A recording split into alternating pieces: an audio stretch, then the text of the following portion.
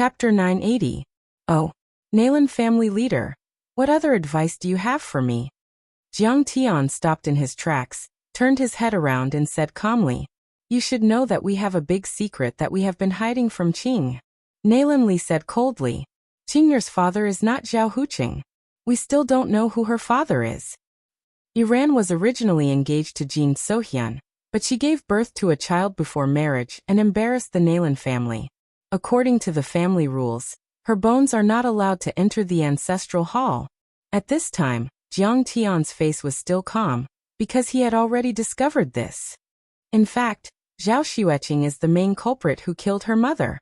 She is the evil seed of misfortune. When she was in her mother's womb, she was crazily absorbing Iran's qi and blood. When Zhao Xueqing was born, Iran was already wrinkled. A 20-year-old woman looked like she was in her 70s or 80s. Jiang Tian's heart suddenly sank. His face was so gloomy that it looked like water was about to drip out. His hands were trembling crazily. It seemed that his previous guess about the immortal body of the pure phoenix was right. This kind of body began to deprive the mother of all her qi and blood when she was in her mother's womb. Qing'er and the baby in her womb were bound to compete for Qing'er's lifespan and qi and blood.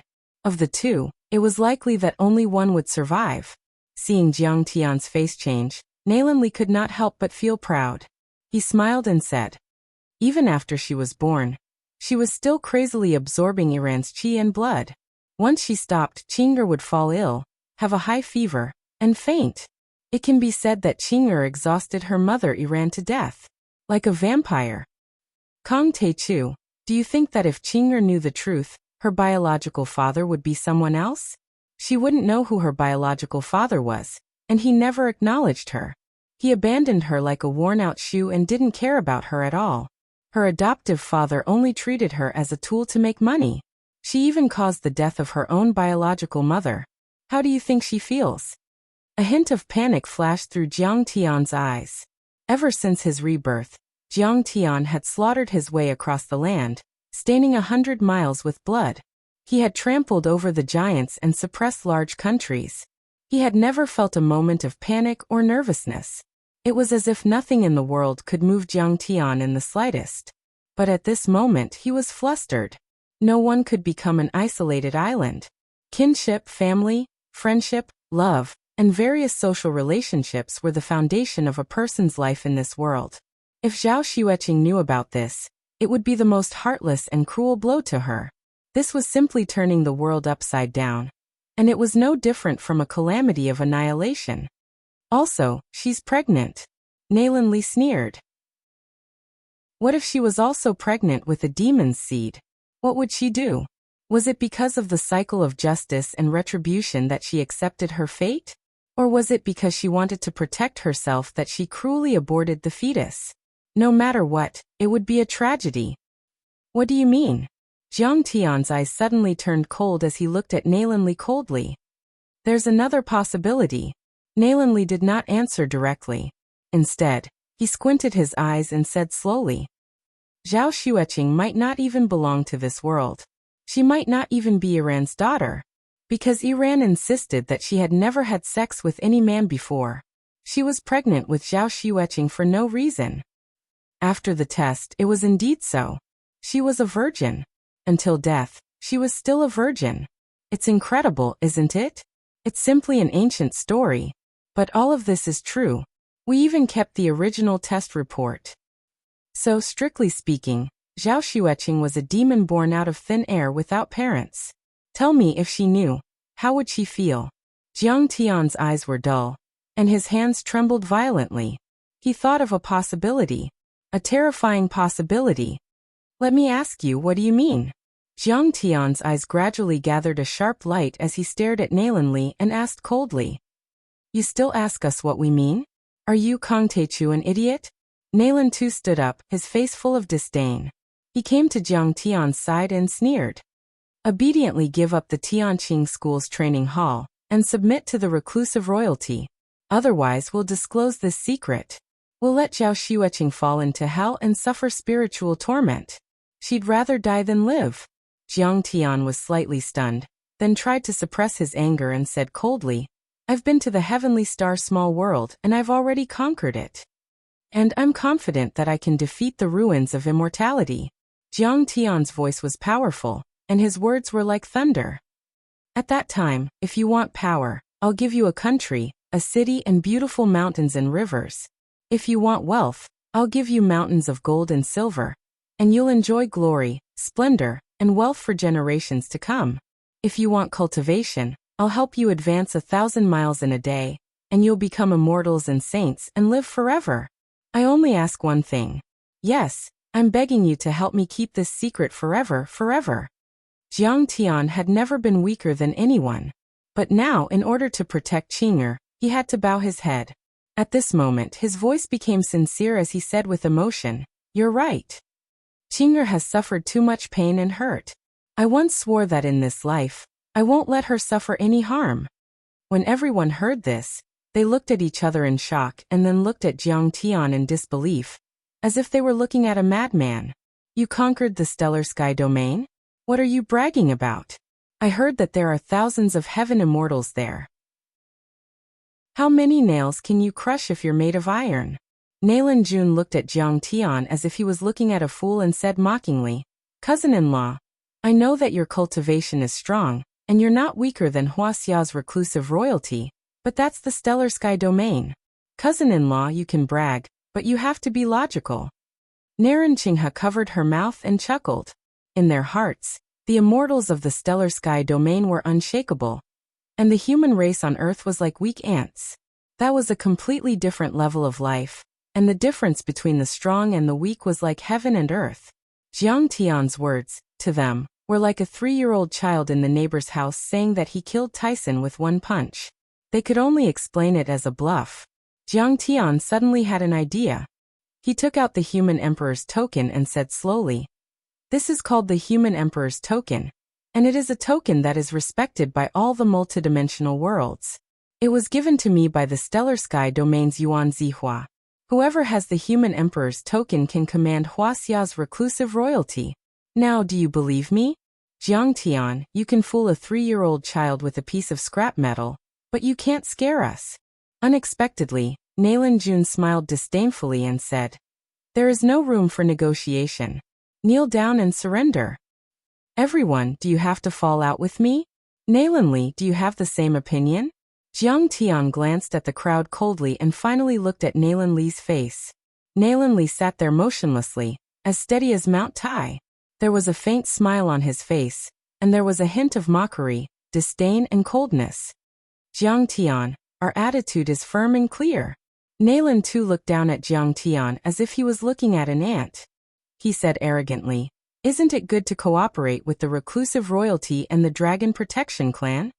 You have lost all your cultivation now, and you are like a piece of trash. Do you still have the strength to resist? Cooperate with us. This is your only way out. Otherwise, you can only die in the hands of the Brahmin and the Holy See, in the hands of Saint Ogu, and leave behind Zhao Xueqing as a widow and an orphan. Moreover, we will not be polite and will definitely expose everything. Zhao Xueqing will also live in pain and suffering." Pa. Jiang Tian suddenly moved and slapped Nailin Tu's face. Nailin Tu let out a blood-curdling scream as he was sent flying by Jiang Tian. He heavily crashed into the wall, spitting out blood as he slowly slid down to the ground. "Kong Te-chu, aren't you afraid that we will?" Nailin Li was shocked and pointed at Jiang Tian angrily. The others were also stunned. It seemed that although Jiang Tian's cultivation had decreased greatly, at least he could defeat a transcendent state cultivator. A starving camel was still bigger than a horse. He was definitely not someone the Nailin family could afford to offend. "I have a small art that can erase people's memories, but it will make them stupid." Jiang Tian's eyes were cold and emotionless. He walked over slowly and said lightly, "This divine power is against the laws of nature, so I usually don't use it. But this time, you have forced me to do it. In order to protect Zhao Xueqing, so what? When did Zhao Xueqing owe the Nailin family anything? When did I, Kong Te-chu, ever offend you? Why did you disregard family ties and force me to do it? Just depriving them of their memories was already a great mercy." Jiang Tian didn't kill them because he didn't want to hurt Qing'er, who didn't know the truth. What did you say? Erasing memories? This divine power is against the laws of nature. It only exists in legends. Jiang Tian sneered and looked at him as if he was looking at an idiot. Don't brag. Kneel down and admit your mistake and surrender to the Nalan family. You don't believe me? Then I will start with you. A cold light flashed in Jiang Tian's eyes as he activated the Soul Eater. With a chi sound, a black gelatinous tentacle extended out from Jiang Tian's forehead. Jiang Tian, you have no respect for your elders and family ties. Do you still want to kill me? Go to hell. Nalan Li shouted and led several family members to attack Jiang Tian at the same time. Nalan Li patted the back of his head, and an umbrella-shaped magic tool was spat out from his mouth. This umbrella-shaped magic tool became bigger in the wind and spun around. Blood chi gushed out and grabbed at Jiang Tian. Flying guillotine. If the knowledgeable Wuxia overlords were here, they would definitely exclaim in shock and be dumbfounded. This magic tool was the famous hidden weapon in history, the flying guillotine. In the Middle Ages of Wuxia, it was as famous as the pearflower storm needles and the hidden weapons of the Tang sect in Shu. It had been hidden in the world for hundreds of years, and only appeared today. Chapter 981. It was said that the flying guillotine was developed by the refining masters of the Qing dynasty and the Western missionaries under the leadership of Yongzheng. It was the master of the combination of Wuxia's refining techniques and the mechanical structure of the West. There was a magic weapon that interfered with people's minds. Once it broke out, it would make people dizzy and have no resistance. There were gears, rotating knives, and chainsaws inside. When it grabbed people's heads, the gears, rotating knives, and chainsaws rotated together, instantly cutting off the neck and crushing the head. The rest of the people also showed their unique skills. Some condensed chi into wind blades, some shot hidden weapons, and some waved soft swords. They came at Jiang Tian from all directions. Get out! Jiang Tian shouted. Suddenly, with Jiang Tian as the center, it was like a nuclear explosion. The violent power, like the surging seventh metal true essence, swept out like golden waves and pushed in all directions. The seventh metal true essence flashed with golden light. The black water true essence was like stormy waves. The greenwood true essence condensed into branches of a dancing tree, surrounded by purple thunder and lightning, and burst out toward everything around. The solid wooden floor of the room crumbled, and huge cracks appeared, spreading out like a spider web. It was a ghastly sight. The tables and chairs were torn into wooden fibers in an instant by the violent power turbulence. Many decorations and porcelain were all turned into powder, and the fragments of calligraphy and painting flew like catkins. The surrounding walls burst open with a big hole, and half of the box was blown up. The window lattice and glass were turned into fragments and flew out. Clang. After a slight pause, cracks appeared on the flying guillotine, and then it burst open and the fragments flew out. Then Nalan Li and others were like ragged dolls, flying out powerlessly, spitting blood and ragged clothes. Although it was not fatal, they were seriously injured and lost their combat effectiveness. What? He has not lost his cultivation. He is definitely beyond the divine realm. Maybe he is an earth immortal. They lay on the ground and exclaimed with pale faces, looking at Jiang Tian in shock. And Jiang Tian's soul devourer was like a black python at this time, drilling into Nalan Jun's mind. Nalan Jun's eyes rolled back violently, and his entire body trembled like a sieve. Blood spurted out from his 7 apertures, and then his body went limp and fainted on the ground. Brother! Naranqingha's beautiful face turned pale as she cried out in alarm. She held him in her arms and felt his chest. Feeling his heartbeat, she hurriedly injected some true chi into his body and pinched his philtrum as hard as she could. Cough, cough, cough. A moment later, Nalan Jun woke up. With saliva hanging from the corner of his mouth, he reached out to touch Naranqingha's chest. He smiled foolishly and said, "Hey beauty, are you free tonight?" Naranqingha was so scared that her face turned pale. She screamed and pushed him aside. As if they were avoiding snakes and scorpions, they shrank behind the crowd. Everyone was shocked. Nalan Li couldn't believe it. He roared, "Nalan Jun, what the hell are you doing? What a disgrace. Who do you think you are? How dare you yell at me?" Nalan Jun didn't know him at all and retorted, Nalan Jun, I'm your father, and this is your sister. What do you want to do? Nalan Li was so angry that his whole body trembled. Sister? Do I have such a beautiful sister? Who am I? Is my name Nalan Jun? Why can't I remember? Nalan Jun painfully pulled his hair. His originally clear eyes became chaotic and confused. Everyone's heart trembled. Their faces changed wildly as if they had fallen into an ice cellar. They felt cold from head to toe. Jiang Tian really deleted Nalan Jun's memory. He didn't even recognize his father and sister now. At this time, everyone's heart was in a panic. They felt a sense of powerlessness in their hearts. Jiang Tian didn't lose his cultivation. Killing them was as easy as killing chickens. Of course, it could be seen that Jiang Tian had deep feelings for Qing'er. In order not to open the lid, Jiang Tian might not kill. But at least Jiang Tian could delete their memories. He could turn them into idiots that even their own parents couldn't recognize. They didn't know what kind of beastly things they would do. This was too heaven-defying, too evil, and too terrifying. Jiang Tian, I admit that I underestimated you. I didn't expect that not only did you not lose your cultivation, but you also have such an evil magical power. Among the people present, only Nalan Li was still able to keep calm.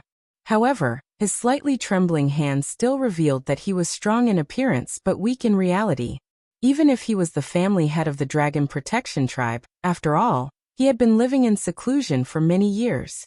The fighting and killing that he had participated in could not be compared with his father's generation. He had not experienced much danger in the martial arts world, and could be regarded as a flower that grew up in a greenhouse. At this time, he was almost scared to death by Jiang Tian. However, Nalan Li still resisted the fear and sneered. But do you know how many people know the truth? I've backed up a lot of information and distributed it to a dozen spies to control.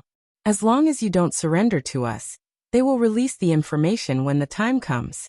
At this time, he threw out his trump card and shouted loudly, Can you kill all the insiders? You can't stop us. Jiang Tian smiled faintly and said, That's right. There's one thing that I don't seem to have made clear to you. The strength of my spiritual power is not something you can imagine. I can delete your memories and even control your thoughts. Jiang Tian's soul-devouring moved. Suddenly, a black soul-devouring demon erupted, faintly showing Jiang Tian's face. With a flash of black light, it rushed into Nalan Jun's mind. Nalan Jun's body trembled. Then he glanced at the crowd disdainfully and sneered. Now I am Jiang Tian's spokesperson. Everyone, if anyone is not convinced and dares to provoke me, stand out. Soul consciousness and all kinds of psychic power cultivation methods were illusory and mysterious, which made them extremely difficult to cultivate. Even the simplest soul searching was a lost art for ordinary cultivators. Even those unparalleled sects and ancient sacred grounds in the cultivation world might not have these magical powers. But deleting memories was even more effective. As for using divine sense to control other people's thoughts, speech, and behavior, it was more than possession. It was against the heavens and was a secret. But to the current Jiang Tian, it was as easy as moving his fingers. It was simple and casual. Seeing this, everyone was stunned as if they were struck by lightning. Their mouths were wide open, and they even forgot to breathe. Nalan Jun had become Jiang Tian's puppet. Like a marionette, his every move was controlled by Jiang Tian. Cough, cough, cough. At this time in the silence, Nalan too suddenly coughed out a few mouthfuls of blood and woke up. He glanced at the mess, got up, and shouted angrily. Nalan Jun, how can you betray the family? Why aren't you arresting this bastard who has no respect for his elders, and is randomly beating people up? Chop off his hands. Jiang Tian sneered cruelly. His eyes were cold and merciless. Yes, master. Nalan Jun smiled at Jiang Tian with a flattering face. Suddenly, he burst out and used a capturing technique that the Nalan family did not know and grabbed Nalan Tuesday. Then, in the panicked shouts of the crowd and Nalan Tu's helpless screams, his hand rose and the knife fell. Chi. Both hands fell to the ground. Nalan Tu rolled on the ground. Blood spurted out from the white bones of his broken arm like a fountain, leaving a glaring scarlet on the ground. In the blink of an eye, he fainted from the pain. Jiang Tian threw out a bottle of healing medicine and used his divine sense.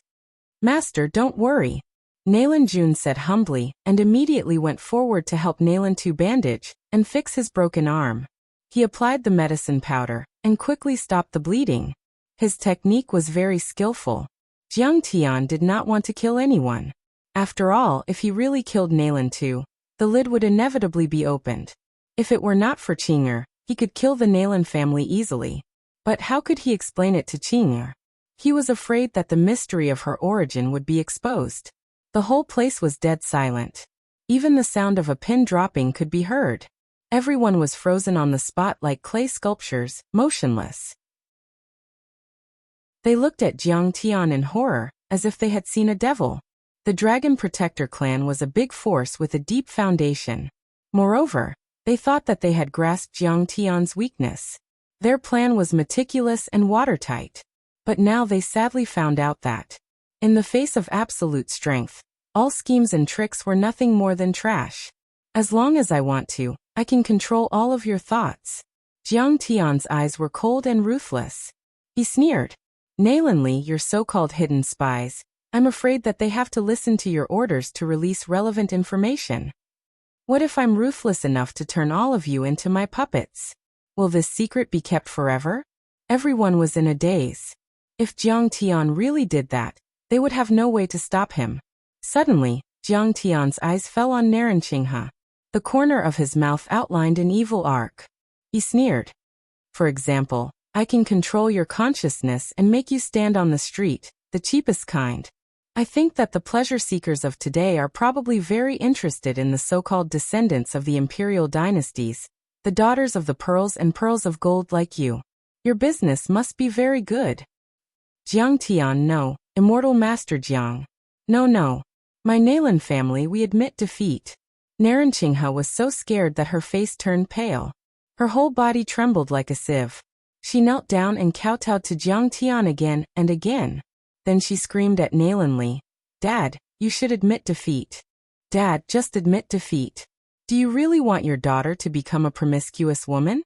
The whole place was dead silent again. Everyone's face was pale, and they were trembling. They kept quiet and looked at Nalan Li, the family master, and waited for his decision. Chapter 982. Forget it.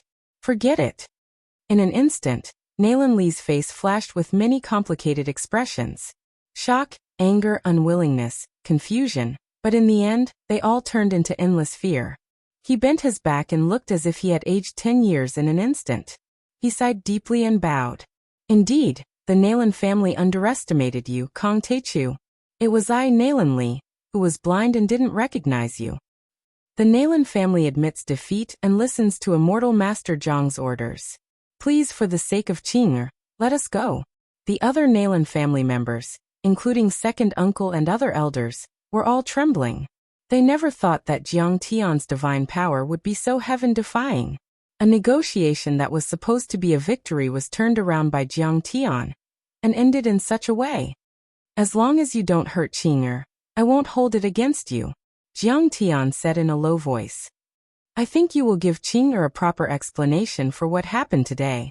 Don't worry, this old man has his own decisions and will never reveal anything. Nalan Li smiled bitterly and promised. Prepare for the Qingming festival. Also, tell Jin Sohyun that I won't hold it against him for the sake of Qing'er's mother. But please respect himself and don't try to provoke me. What hidden royal family? In my eyes, they're just ants. Jiang Tian coldly snorted, flicked his sleeves and left. Just like that, the gathering ended in a hurry. Jiang Tian returned to the hidden dragon dock. Qing'er was pregnant and very sleepy, so she went to bed early. Jiang Tian, there are strong enemies outside. You came back with me to pay respects to my mother. Aren't you holding up the important matters? Seeing that Jiang Tian had returned, Zhao Xueqing got up and held Jiang Tian's hand, and said apologetically, It's okay. No matter how small your matter is, it's still a big matter. Jiang Tian held her sweaty little hand and smiled. Uncle has already agreed to move your mother's ashes to the ancestral hall on the Qingming festival. Will they agree? Zhao Xueqing couldn't believe it. After all, She had said this a few times, but the Nalan family's attitude was still very firm. Qing'er, don't worry. Of course. Suddenly, Nalan Li knocked on the door and walked in with Li Roshi and Nalan Qinghe with a complicated expression. Qing'er, you and Jiang Tian's achievements are the glory of our Iran, and also the glory of our Nalan family. We've long wanted to move Iran's ashes back. Thank you, uncle. Qing'er wanted to get up and thank him. Qing'er, don't get up. You're pregnant now. It's better not to move too much. Li Roshi said with a face full of joy. Qing'er, how are you feeling? You ate too little at night. I've already asked the servants to make ginseng soup. It'll be here soon. Naran Qinghe also pinched the quilt and said exaggeratedly, Cousin Qing'er, this quilt is too thin. It'll be bad if you catch a cold at night. I'll quickly change a new set for you. Cousin, no need. I'm not cold. Zhao Xueqing felt that their enthusiasm was a bit too much. When she saw Jiang Tian, she was a bit frightened. She looked at Jiang Tian suspiciously. Li Roshi helped Zhao Xueqing up. Naran Qinghe quickly made the bed and said enthusiastically, Sister Qing'er, those servants are always careless. What do you want to eat or drink? Tell me, I'll make it for you. I'll also let sister taste my cooking. Zhao Xueqing was flattered and thanked her repeatedly. This cousin of hers has always thought highly of herself since she was a child. She was always harsh with her words, and even often insulted her. Why is she so warm and considerate now? Jiang Tian looked at them and smiled without saying a word. Nalan Li still has some ability. His son's soul was injured and Nalan Tu's arms were cut off. These are big things. But he was able to cut the Gordian knot and suppress it. He even brought his daughter and wife to express his attitude. All right. Qing'er is tired. It's time to rest. Jiang Tian coughed. Hearing this, the three of them said goodbye. Qing'er wanted to send them off, but they didn't let her. I don't know why Grandpa and Grandma didn't let Mother's ashes return to the ancestral hall. After the three of them left, Zhao Xueqing went to bed again and said gratefully, but no matter what, this can be considered as fulfilling Mother's long-cherished wish. Hubby, thank you. Thank you. Why are you thanking me? I didn't do anything. Jiang Tian said with a smile. When I was young, although I wasn't very sensible, I could feel that although my grandparents loved me, my uncles, aunts, and cousins didn't like me very much. Zhao Xueqing said with a smile. Previously, I mentioned that I wanted to send Mother home, but my uncles didn't agree. They even looked very angry. But this time when you asked, they immediately agreed. All of this is because of your achievements today. A mother is valued by her daughter, and a mother is respected by her son-in-law. They don't dare to look down on my mother anymore. I feel that your grandfather's family is quite kind. Maybe that's just your imagination. Jiang Tian smiled and comforted her. All right, don't think too much. You're going to sleep, and the baby is going to sleep too. I'm going to talk to Grandpa about something. Jiang Tian, wait until I fall asleep before you leave, okay? Qing'er looked at Jiang Tian longingly and said coquettishly, I've been feeling very restless lately. I've been feeling uneasy recently. Last night, I even dreamed that the child and I were separated from you, and that we would never be able to see you again. What nonsense are you thinking? The three of us will be together forever. Go to sleep. When you fall asleep, I'll go. Jiang Tian's heart twitched. He pinched her delicate nose and said tenderly, I really hope that we can be together like this forever, quietly, peacefully and happily. Qing'er leaned on Jiang Tian's big hand and whispered softly. Her eyelids became heavier and heavier, and she gradually fell asleep. After leaving Jiang Tian and his wife's room, Nalan Li immediately reported to Nalan Bo about the meeting that night. After listening to the report, Nalan Bo's face turned livid. His eyes were spitting fire as if he wanted to eat someone. Bastard! Nalan Bo smashed a high-quality Yuan Dynasty antique teacup on the ground, smashing it into pieces. Yeah, Kong Teichu is really a bastard. He even cut off my hands and damaged Nalan Jun's divine soul. He's turning against me. Nalan Tu fanned the flames. I said you're all bastards. Nalan Bo was so angry that his whole body trembled. He slapped Nalan Tu's face and shouted angrily. Have you forgotten what I said in the afternoon? Don't threaten Jiang Tian. Don't despise Jiang Tian. And don't underestimate his strength. If you're so aggressive, Jiang Tian will kill you. If Jiang Tian wants to kill you, can you resist? Did my words fall on deaf ears? You only have yourself to blame for all this. Father, we know we're wrong. Nalan Li and his two brothers trembled in fear and kowtowed to the ground. Didn't I tell you not to have any bias? Just convey the opinion of reclusive royalty. Nalan Bo was so angry that his eyes turned red. He roared. Who told you to threaten her like this? You even used Iran's past to threaten her. Don't you have any shame? But after all, we're the Jin family's guardian family. We're their subjects. Moreover, he treated our Nalan family and Iran well. I'm also considering. Nalan Li tried to explain in vain. Shut up. Nalan Bo raised his eyebrows. His gaze was so sharp that it could kill. He shouted coldly. Don't you know the real surname of our Nalan family? I know Yehenera. Nalan Li said solemnly. That's right. We're the descendants of Yehenera of the Nuzan tribe.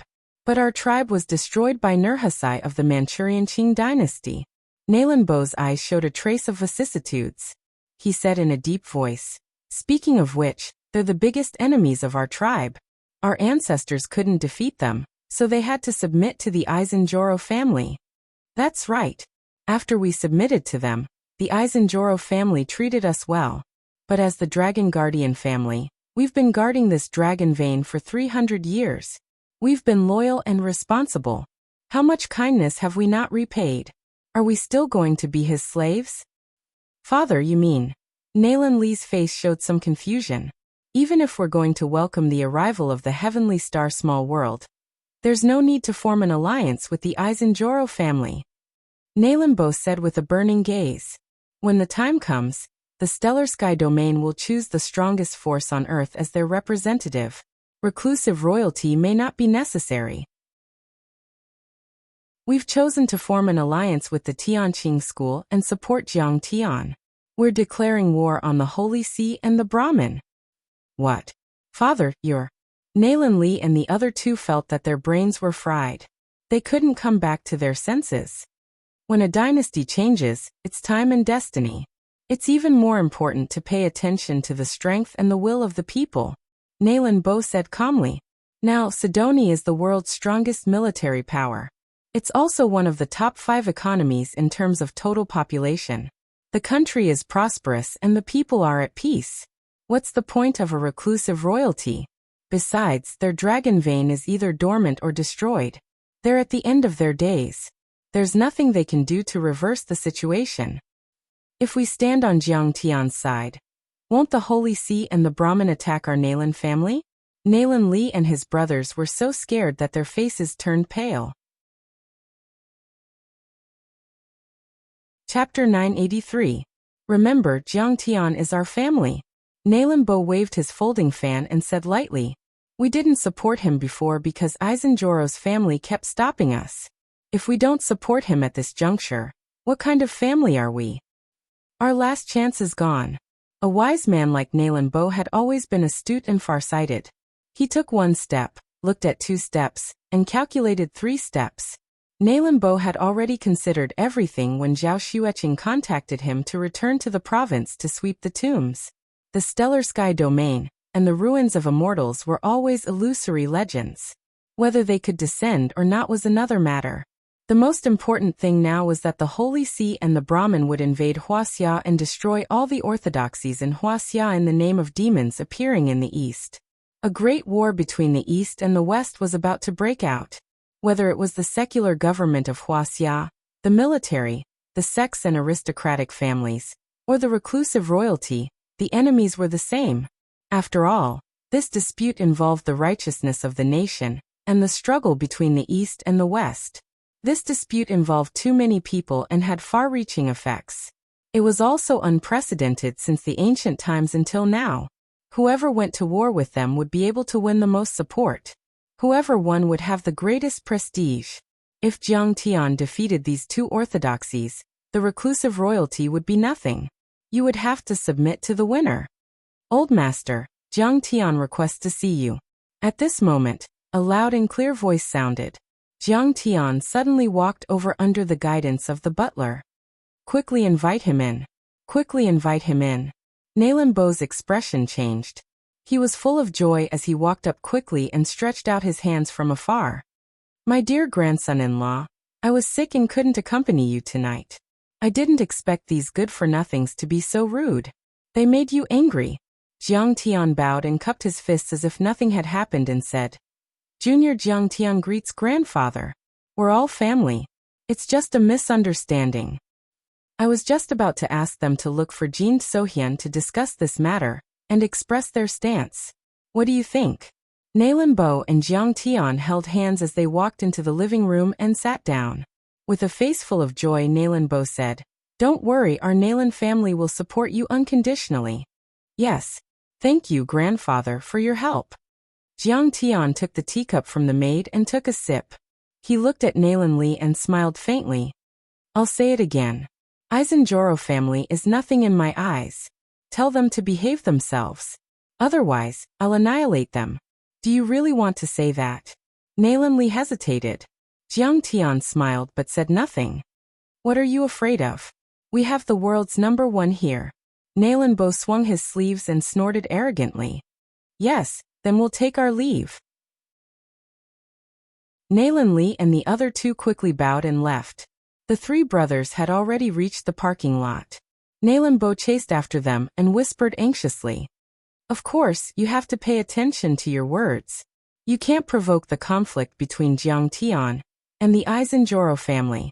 Now that Jiang Tian is surrounded by enemies, we have to stand on Jiang Tian's side and use the power of reclusive royalty.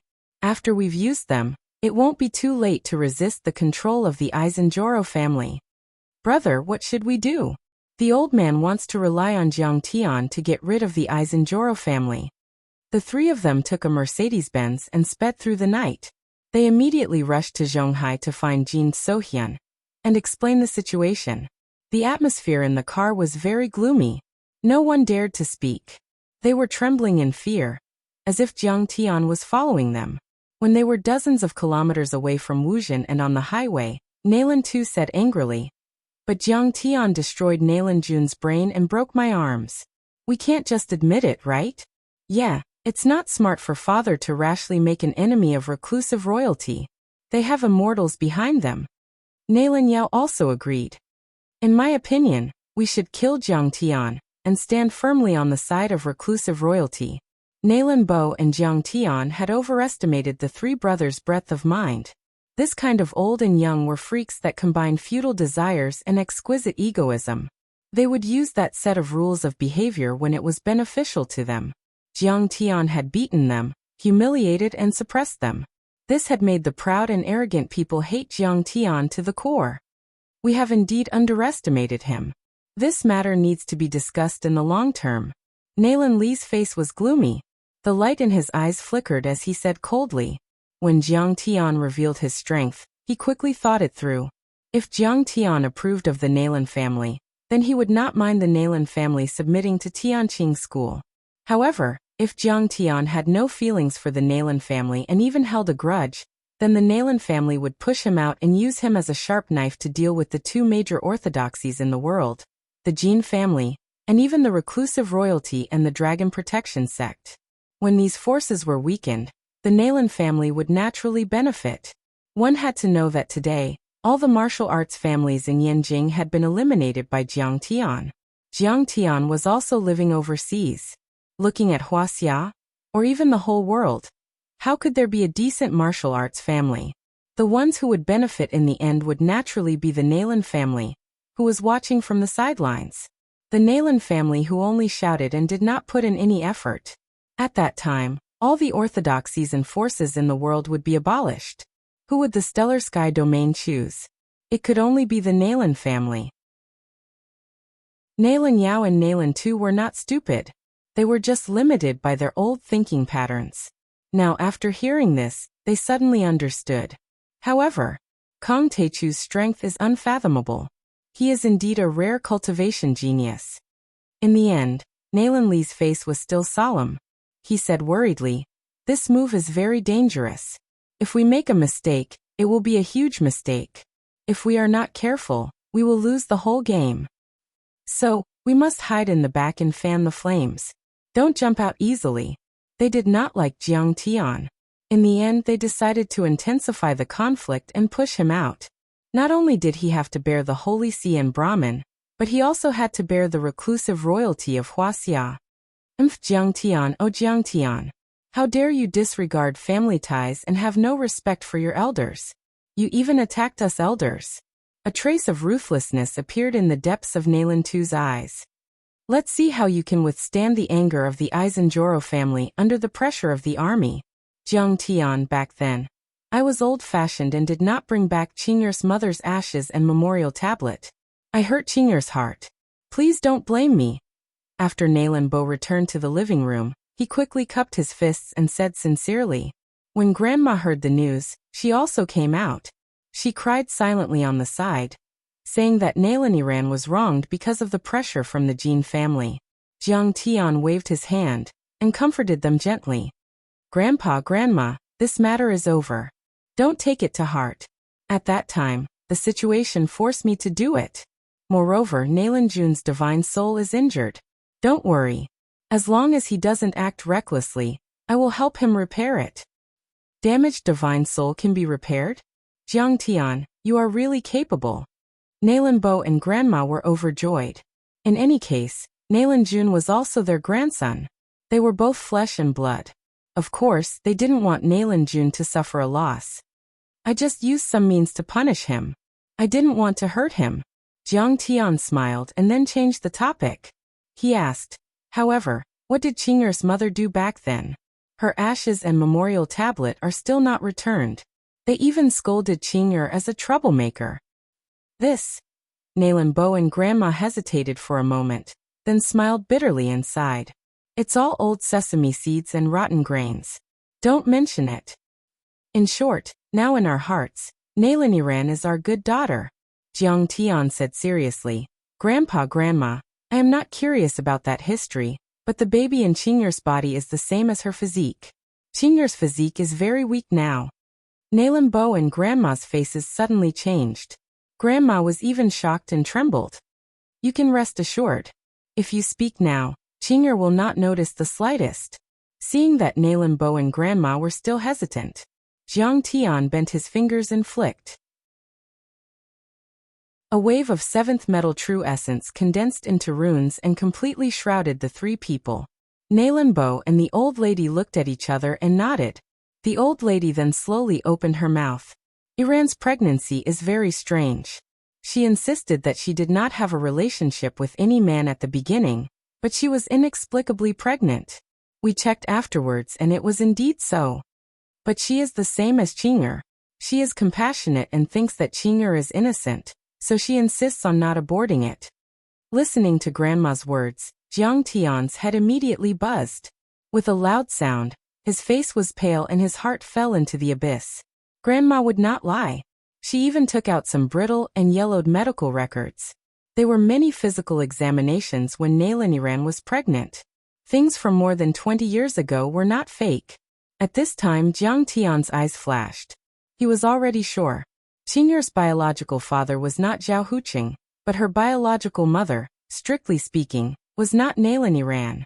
It was likely that a superpower from the depths of the universe used a secret method to put Qingyur in the embryonic state into Nalan body and borrowed Nalan body to give birth to Qing.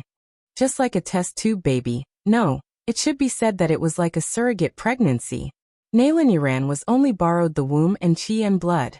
However, what was the purpose of this powerful person to do this? Jiang Tian frowned and thought hard. Was it just to borrow Nalan life to avoid the fate of being swallowed by Qingyur with the pure phoenix immortal body? Qingyur's physique is 1 in a billion, including melting everything, but Star Destroyer swallowed most of the ancient Earth's spiritual qi. Is Qingyur's origin related to Star Destroyer? It was as if a thunderbolt had struck Jiang Tian's mind. Suddenly, an electric light flashed, causing his body to tremble. Chapter 984. Did that almighty figure know about Star Destroyer's existence, and wanted to use him and Zhao Xueqing to create a supreme spirit embryo? What was the purpose of creating a spirit embryo? Was it to create a disciple with excellent aptitude, or to possess someone? Jiang Tian's master was called the Undying Monarch. He was one of the immortal emperors in the celestial world, and had lived for hundreds of thousands of years. The Undying Monarch was extremely strict with his disciples. That was why Jiang Tian and a few of his fellow disciples secretly called him Old Fart behind his back. It was said that he had ascended from ancient Earth, but he did not return to Earth often. He would only travel the universe once every 10,000 years, spending as long as 100 years. The Undying Monarch's purpose of traveling the universe was to find humans with excellent aptitudes to become his disciples. In Jiang Tian's previous life, it was already 2018 when the Undying Monarch took Jiang Tian away from Earth. In 2012, after the Jiang family was destroyed, Lu Wangfeng coveted Zhao Xueqing's beauty and immediately began to attack the Zhao family with many other families in Linzhou. Jiang Tian and Zhao Xueqing struggled for a few more years. In 2018, Zhao Xueqing was forced to commit suicide. Jiang Tian could no longer hold on, and committed suicide by jumping off a cliff in Linzhou. It was also at that time that Jiang Tian was taken away by the Undying Monarch, who was traveling the universe. Jiang Tian felt that this was too much of a coincidence. His luck was too good. Jumping off a cliff to pick up a secret manual, and meeting an old grandpa. This was a lousy trope in Wuxia novels. After accepting Jiang Tian as his sixth disciple, the Undying Monarch had always been dissatisfied with Jiang Tian. In Jiang Tian's previous life, Jiang Tian had an ordinary physique, and did not have a spiritual root at all. The Undying Monarch had used a vast amount of supreme-grade spiritual pills, just to help him evolve into a spiritual body.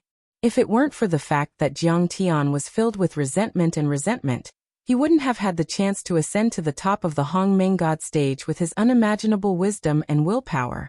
Eventually, he would reach a height that even the Undying Emperor would have to look up to. At this moment, Jiang Tian couldn't help but think, perhaps the immortal Emperor's arrival on Earth in his previous life was not a coincidence at all, but a precise plan. His goal wasn't even to take him away, but Zhao Xueqing. After all, Zhao Xueqing had the best physique. It was only because Zhao Xueqing had already turned into a pile of dust that he had no other choice but to take her away. Come to think of it, the immortal emperor and Jiang Tian had spent a lot of time together in his previous life, but he had never told Jiang Tian how the ancient Earth had evolved into a backward, exhausted, dead planet. He had never even mentioned it. Since his return, he had noticed the changes of the ancient Earth, and even learned about the existence of Star Destroyer. Jiang Tian had always thought that the immortal emperor might have missed the great changes of the ancient Earth and never mentioned it. After all, he had only traveled the universe and passed by Earth once every tens of thousands of years. But now, it seemed that it wasn't that simple. After all, the immortal emperor was a terrible existence who had reached the immortal emperor level. He could see through Earth at a glance, so how could Star Destroyer escape his eyes? What's going on?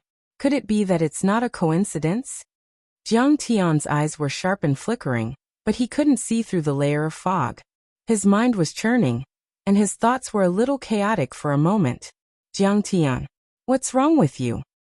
At this time, his grandmother had already told him about Nailaniran's 5 stages of decline, and the drying of her qi and blood after she was pregnant.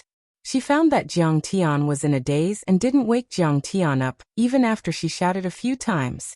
She couldn't help but wave her hand in front of Jiang Tian's eyes. Nothing.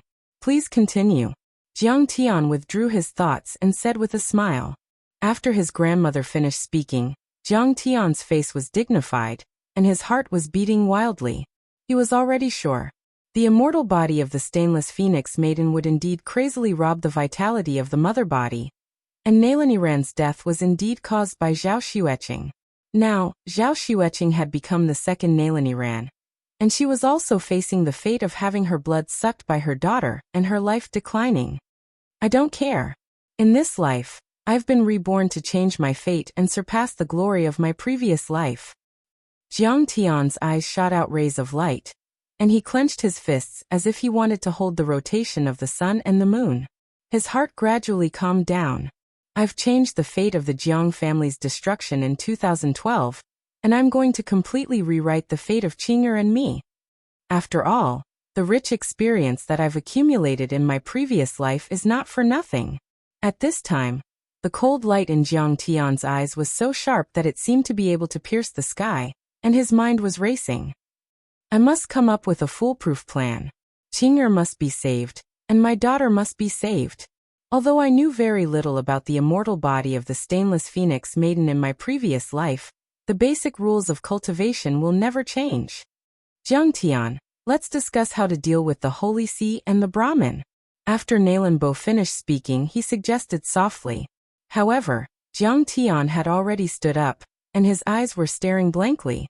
Without saying a word, he walked toward his courtyard as if he had turned a deaf ear to him. That night, the sky was gloomy and dark, and one couldn't even see their own fingers. Jiang Tian didn't sleep at all. From time to time, he paced around the campus like a manic lion, and from time to time he sat there in a daze, smoking a cigarette that he had never touched since his rebirth. His eyes were flickering, and in the depths of his eyes, array diagrams and cultivation technique formulas appeared one after another. At the same time, he was calculating with precision, and his calculation ability soared to the extreme. His divine sense was churning like boiling molten steel, as if he had a high fever that wouldn't subside. His face was blood red, and his temples were emitting wisps of green smoke. Ideas came one after another, and plans appeared in his mind, but they were all rejected and overturned. Before he knew it, the night had passed. At this time, a loud rooster crowed outside, and a bright red rising sun spurted out, sprinkling thousands of golden rays that enveloped the small courtyard. It was daybreak. Jiang Tian's eyes were red and bloodshot, but the corners of his mouth were curled up in an ecstatic smile. This was because an incomparably vast and grand plan had finally taken shape in his mind. In the end, Qing'er and the brat just have empty constitutions and lack the nourishment of spirit qi. Then I'll seize all the spirit qi seeds in all the dimensional worlds, set up a super array, and trigger the recovery of spirit qi on planet destruction to create a supreme spirit embryo. There were two branches of the reclusive royal family that had a lot to do with the Tang dynasty. One was the Li family, and the other was the Wu family, which came from the bloodline of Wu Zetian. The Wu family was different from the Aizenjoro family. The Wu family's degree of integration into modern society was very high. The Wu family flourished in the business world, and they were involved in all kinds of industries. They were one of the top 10 financial groups in Wuxia, and the scale of their assets was no less than the Jiang family's. Moreover, they also had a great influence in the politics of Wuxia. Many of the feudal officials were very close to them, and they had even helped them before.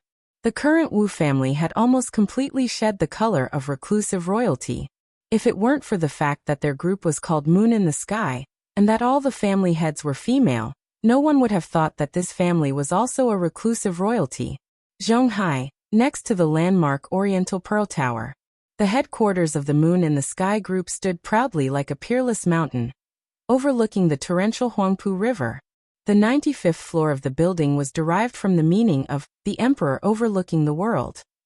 The next morning, in front of the floor-to-ceiling window, a peerlessly enchanting woman held a glass of enchanting red wine and calmly looked down at the torrential Huangpu River.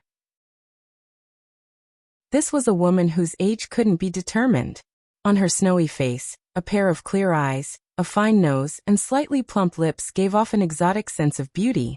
She didn't seem to be completely of Han descent. Her temperament was a mix of charm and innocence. She had the charm of a young married woman, but also the purity of a budding young girl. Overall, she gave people a sense of sternness, as if she was looking down on the world, and no one dared to profane her. She wore a gray professional suit designed by the ace designer of Givenchy, which wrapped around her hot and sexy body, a pair of custom-made Prada high heels, and a pair of black stockings that were extremely glossy like a second layer of skin, made her look even more slender and elegant. "Master, Mr. Jean is here." Dong dong dong. Heavy footsteps could be heard, and the floor seemed to be shaking violently. An unusually tall female assistant walked in, and looked at the woman by the window with reverence. She bowed and said in a low voice. The female assistant was 1.9 meters tall, with short hair and an ugly face. She was wearing a tight leather jacket, camouflage pants, and riveted military boots. Her muscles were not as bulky as those of a bodybuilder, but they were strong and full of explosive power. She was already at the immortal state perfection, and her body had entered the immortal state. Like a female King Kong, she had infinite strength. She could withstand bullets with her body, dismantle armored vehicles with her bare hands, and blow up artillery shells with one blow. Such a person could intimidate a tyrant and control a country or a religion. She was on par with the moon-worshipping Wolf King Alexander and the long formation Yi Zhantian. However, at this moment, she was respectful to the woman by the window, as if the most loyal believer had met a god. Because the woman by the window seemed to be a domineering female CEO, a female devil in the workplace, full of modern vibes. However, only the hidden imperial family and the dragon protector bloodline knew about the people on this plane. This woman was the famous head of the reclusive royalty Wu family, Lady Wu. Chapter 985. This Jin Sohyun is very arrogant. He always likes to put on airs. Tell him to wait for half an hour. We'll meet again. Lady Wu turned around slightly, blinked her eyes, and said with a smile. She was too beautiful, too perfect. Her figure was so hot that she could be a supermodel. Her face was so exquisite that it could make men and even women's hearts beat faster and suffocate. Yes, master. The female assistant Luo Fei's heart raced and her face turned red. She didn't dare to look at Lady Wu's beautiful face. In fact, Luo Fei also had a strong background. She was the descendant of Luo Binwang, one of the 4 heroes of the Tang dynasty. Luo Binwang was in the first year of Wu Zetian's life. He wrote the declaration of seeking Wu Zetian for Su Jingye, who led an army against Wu Zetian in Yangzhou. Su Jingye was defeated, and Luo Binwang fled. He was either killed or became a monk. But in reality, the Wu family didn't hate Luo Binwang's descendant because of this. Instead, they took him in as a subordinate. For thousands of years, the Luo family had supported the Wu family with all their strength. Luo Fei went out to give a few orders. When she returned, she saw that Lady Wu had already removed her high heels, revealing a pair of beautiful feet wrapped in stockings. Fried chicken with red wine. My favorite. She sat cross-legged on the sofa and stretched. She reached out and picked up a piece of fried chicken from the paper bag on the coffee table. She ate it with red wine while her other hand quickly operated the game on the tablet. My lord, what do you think Jin Sohyun wants to talk to us about? The female assistant Luo Fei lowered her head slightly and saw Lady Wu's snowy chest. She quickly looked away. If the descendants of the Tang dynasty are lions and tigers, then the Aizenjoro family is a fox. They're not strong enough, unwilling to contribute, and very cunning. Lady Wu didn't even raise her head. She was focused on playing the game. Our Wu clan has already sent out 300 experts to intercept the Holy See and Brahmin experts who have invaded Wuxia. 30 people have died and 50 are injured, but the Jin family hasn't made a move yet. However, the invasion of the Holy See and the Brahmin gave him some kind of opportunity. He probably wants to seek benefits. She frowned. But which piece does he want to eat? Should they pay the current Wuxia secular government? Or should they pay the reclusive royalty? Or Kang Taechu? He can't be thinking about Kang Taechu, right? Why should we support Kang Taechu? The Wu clan has never met him before, and has no relationship with him at all.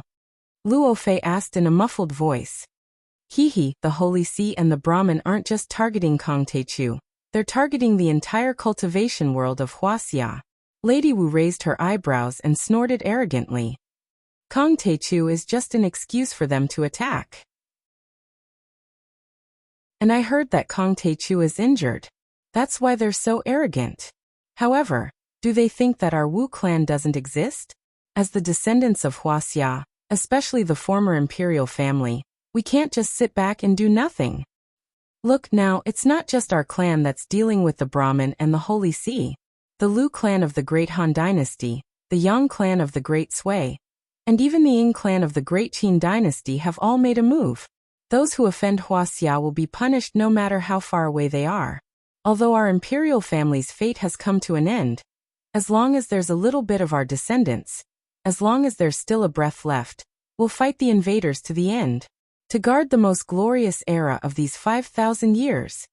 The Holy See and the Brahmin had announced that they were going to war with the cultivation world of Wuxia. In fact, they had already started to advance from the Lansong River area. Moreover, they had sent out thousands of top experts, including hundreds of immortal state and above. This momentum was much stronger than when the Covenant of Darkness invaded Sidoni. However, the reclusive royalty of Wuxia had also made a move. They began to intercept and snipe at the southwest border. The two sides were locked in a fierce battle. The reason why Saint Augu could flaunt his strength was that he was lucky to be the first to rush to the hinterland of Wuxia. In fact, the real battle situation was 10 times more tragic than what was exposed in front of everyone. In the major battlefields at the border, more than a dozen immortal state and earth immortals had already fallen from both sides. It could be said that if the reclusive royalty hadn't made a move to intercept and kill, the Holy See and the Brahmin might have already marched straight in. After all, this time, the Holy See and the Brahmin had mobilized old monsters in hibernation. Many of them were terrifying existences with a lifespan of hundreds of years. As for Wuxia, the two trump cards of Hongmeng and the Kunlun sect had not been used for some reason. As for the Huaxiaolong formation, compared to them, it wasn't even on the same level. This was because the Huaxiaolong formation had been created to deal with superpowers like the Palace of Gods, the Winter Soldiers, the United States Blue Storm, and the Universal Shield. In short, whether it was the Huaxiaolong formation or the Winter Soldiers and the Universal Shield, they were all openly or secretly attached to secular countries and worked for secular governments. However, the Holy See and the Brahmin were thousand-year-old orthodoxies. Their believers were all over the world, and their foundations were extremely deep. This had already surpassed countries and ideologies. In other words, it was at least comparable to an independent kingdom. That level and foundation were too terrifying. Many of the martial arts families in Yanjing had been wiped out by Jiang Tian. Previously, Jiang Tian hadn't made a move, and the Tianqing school was overseas. On the surface, Huaxia was a flat land that could be trampled on by anyone. Originally, many of the reclusive royalty had deep foundations and powerful strength, far surpassing the average martial arts family, and far surpassing tyrants like Huqingtian and Yi Wudao. However, many people understood that the reclusive royalty's era had passed. Their glory were also a thing of the past. Some of them were obsessed with cultivation, and didn't care about worldly affairs. Some were involved in business, politics, or the military. But overall, they had erased the color of the royal family, and were in a state of hiding. They were so low-key that people usually couldn't sense their existence. However, during this period of time, a great enemy attacked. The East and the West were fighting. The Brahmin even jumped out to take advantage of the situation. The only thing that could resist the Holy See and the Brahmin was Huaxia's reclusive royalty. They had no choice but to show their ferocious claws and teeth. The efforts of the master and the descendants of the royal family are touching and admirable. Luo Fei said with a respectful face and a serious expression. There's nothing to admire. Lady Wu said casually.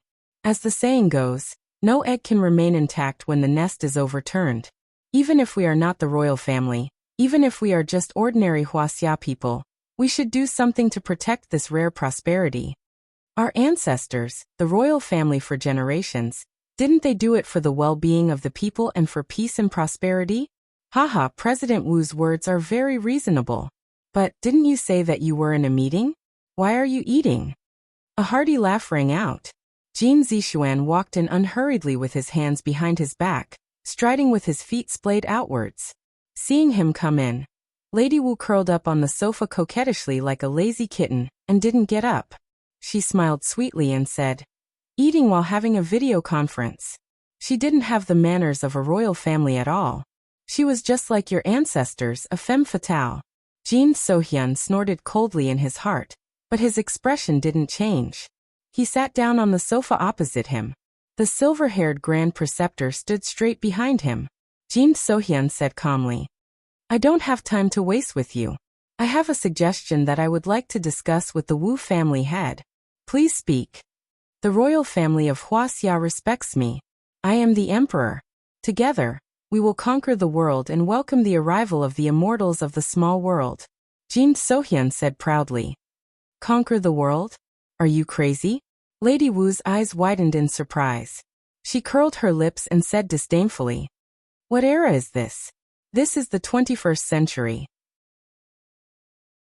No matter how powerful the Aizenjoro family is, do you think they are a match for us? Don't forget that we were the ones who were defeated by the Eight-Nation Alliance. Lady Wu, watch your words. The Grand Preceptor shouted angrily as a violent wave of qi surged out. After all, he was an earth-level deity. His body, soul energy and true qi had all reached an unimaginable level. His roar was powerful enough to kill a transcendent grandmaster. What are you shouting for? This is not the place for you to be so presumptuous. The Jin family is the royal family, but isn't the Wu family head? Luo Fei furrowed his brows and glared like a Vajra. He let out a thunderous roar that sounded like a cannonball exploding. The violent sound wave shook the bulletproof glass and made it creak. Luo Fei, don't be rude. The martial demon lady, on the other hand, was completely unaffected. Her entire body trembled as she giggled. Don't be angry, Grand Preceptor. The wind is howling. It's scary.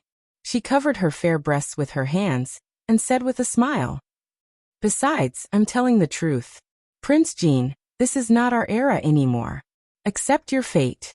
Although he was clearly offended, Jin Zixuan could not get angry at her seductive appearance. Instead, his heart was itching and restless. He could not help but curse the demoness in his heart for harming others. Wuxia can't live without an emperor. Jin Sohyun waved his folding fan and snorted. You are right.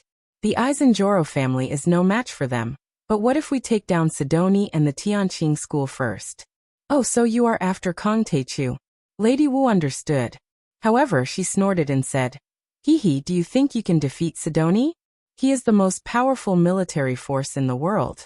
I heard that the Russian emperor was scared out of his wits when the Kuelian tested it. The Tianqing school, the Tianjun army, the Hong sect, the Huaxiaolong formation, the Cherry Blossom Society. Which one of Kong Taechu's forces are you going to mess with? Even if Kong Taechu is alone, all the overlords of the Jin family might not be able to defeat him. Chapter 986. Of course, I have my ways to restrain him. Jin Sohyun laughed disdainfully as if victory was already in his hands. Kong Taechu will obediently give up Sidoni and Tianqing school. The Aizenjoro family is best at subduing enemies without a fight. Moreover, we have the support of Heavenly Star Small World in the future. Oh, Mr. Jin, are you that confident? Lady Wu still had a smile on her face, but she shook her head disdainfully in her heart. You think too highly of Kong Taechu. He dominated the world and suppressed the superpowers of the world. Even if your Aizenjoro family was at its peak, could you have achieved such an achievement? At this moment, his cell phone rang. It was Nalan Li. Jin Sohyun said calmly, Look, the Nalan family has called. They must have already taken down Kong Taechu. Jin Sohyun laughed and answered the phone. Mr. Jin, the negotiations have reached a conclusion, and we have arrived in Zhonghai. We would like to report to you in person. Oh, I'm at the Moon in the Sky building. Lady Wu is also there. Let's listen together. Jin Sohyun wanted to show off in front of Lady Wu. I think it's better if I report to you alone. Nalan Li seemed to hesitate for a moment. They're not outsiders. It doesn't matter. Jin Sohyun was full of confidence and laughed casually. After hanging up the phone, Jin Sohyun's blood was boiling. He laughed and said, Demonis, if we use Sidoni as our base, we should have a 100% chance of dominating the world with reclusive royalty, right? What kind of power would the 9 great royal families have gathered together? He sipped his tea and said proudly, If I take down Sidoni, you will live under my roof, respect me as your master, and call me the human emperor. Isn't that what you should do? The so-called human emperor was the emperor of the East, the emperor of reclusive royalty. It could be said that he was the emperor of emperors, the supreme being. Even the reclusive royalty of Wuxia and the Dragon Protector clan had to listen to him and not disobey him in the slightest. You call yourself the human sovereign? You need the emperor's decree. The martial demon lady was unmoved and mocked him. As far as I know, the human emperor's token has been taken away by the dimensional world. Your Jin family doesn't have it either. I'll get the human emperor's decree sooner or later. Jin Sohyun's eyes flashed with a trace of heat. His gaze was firm as he clenched his fists and snorted coldly. I've taken down Sidoni and suppressed the entire world. Naturally, my contributions are the highest. Would the immortals give the human emperor's token to others? They were talking. Greetings, Prince Jin. Greetings, Patriarch Wu. Nalan Li and his two brothers hurried in and bowed respectfully to Jin Sohyun and Lady Wu, as if they were servants meeting their masters. After all, they were only members of the Dragon Protector clan. There was still a big gap between their status and that of the royal family. Tell me, what's the situation? Jin Sohyun gently waved his folding fan and said calmly, Kong Taechu must be flattered and grateful to cooperate with the reclusive royalty. Kong Taechu refused. Nalan Li hesitated for a moment with an embarrassed expression. Then he spoke with difficulty, his voice trembling and interfering. What? He refused? Jin Sohyun couldn't believe it. Then he became furious and suddenly slammed the table. The antique sandalwood table immediately shattered. Old Jin, my table. The antique I bought for millions of yuan is priceless. You have to compensate me. Lady Wu screamed exaggeratedly, but she wasn't surprised at all. Jin Sohyun stood up and paced back and forth like a manic lion. He trembled all over and said, Kong Taechu actually dared to refuse me? Isn't he afraid of my thunderous anger? This guy is very arrogant. He said that the reclusive royalty's luck is already broken, and his strength is too weak. He still dares to call himself an immortal. What the hell? On the side, Nalan too fanned the flames and said, Prince, look, he even cut off my arms. They've just been reattached. I don't know if they'll be healed. He pretended to be upset and complained with a bitter face, feeling extremely wronged. He even forced our Nalan clan to worship him as our leader. Otherwise, he'll exterminate our Nalan family. What? Jin Sohyun couldn't believe it. He was so angry that his whole body trembled. He sneered and said, Your Nalan family is the dignified dragon guardian tribe. Now you're worshipping him. Is Kong Taechu a true dragon? Is he the son of heaven? His handsome face was ashen and gloomy. He said disdainfully, He's just a mortal who controls a small piece of land and has a few Kunlun slaves as his people. How dare he call himself an immortal, and a king in the south? He really doesn't know the immensity of heaven and earth. Ridiculous. Humph, if it weren't for the reclusive royalty, the Holy See and Brahmin would have marched straight into the Great Orthodoxy War. Kong Taechu would have been cut into pieces. Our reclusive royalty has helped him so much. Now he's unwilling to give up some benefits. He's narrow-minded and won't be able to achieve anything. What the hell is he? It seems that your Jin family didn't do anything to resist the Holy See and Brahmin. The martial demon lady cursed in her heart, but she didn't say anything. Isn't that so?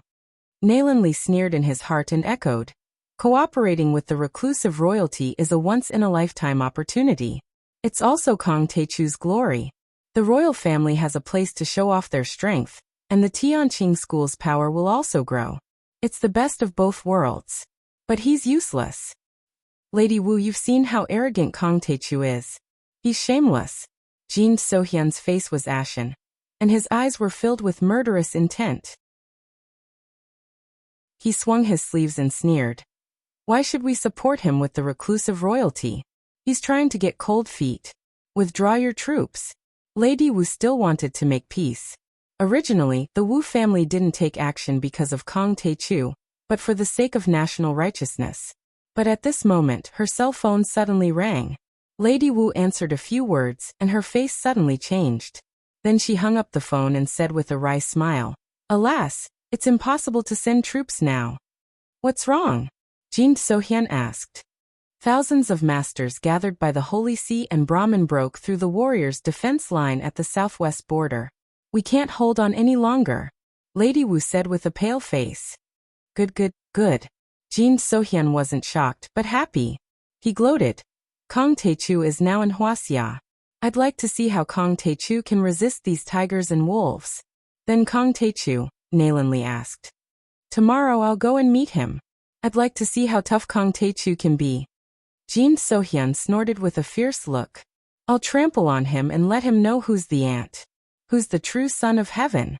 Who's the master of the strong in Wuxia? Prince Jin, you must be careful. Lady Wu's face changed.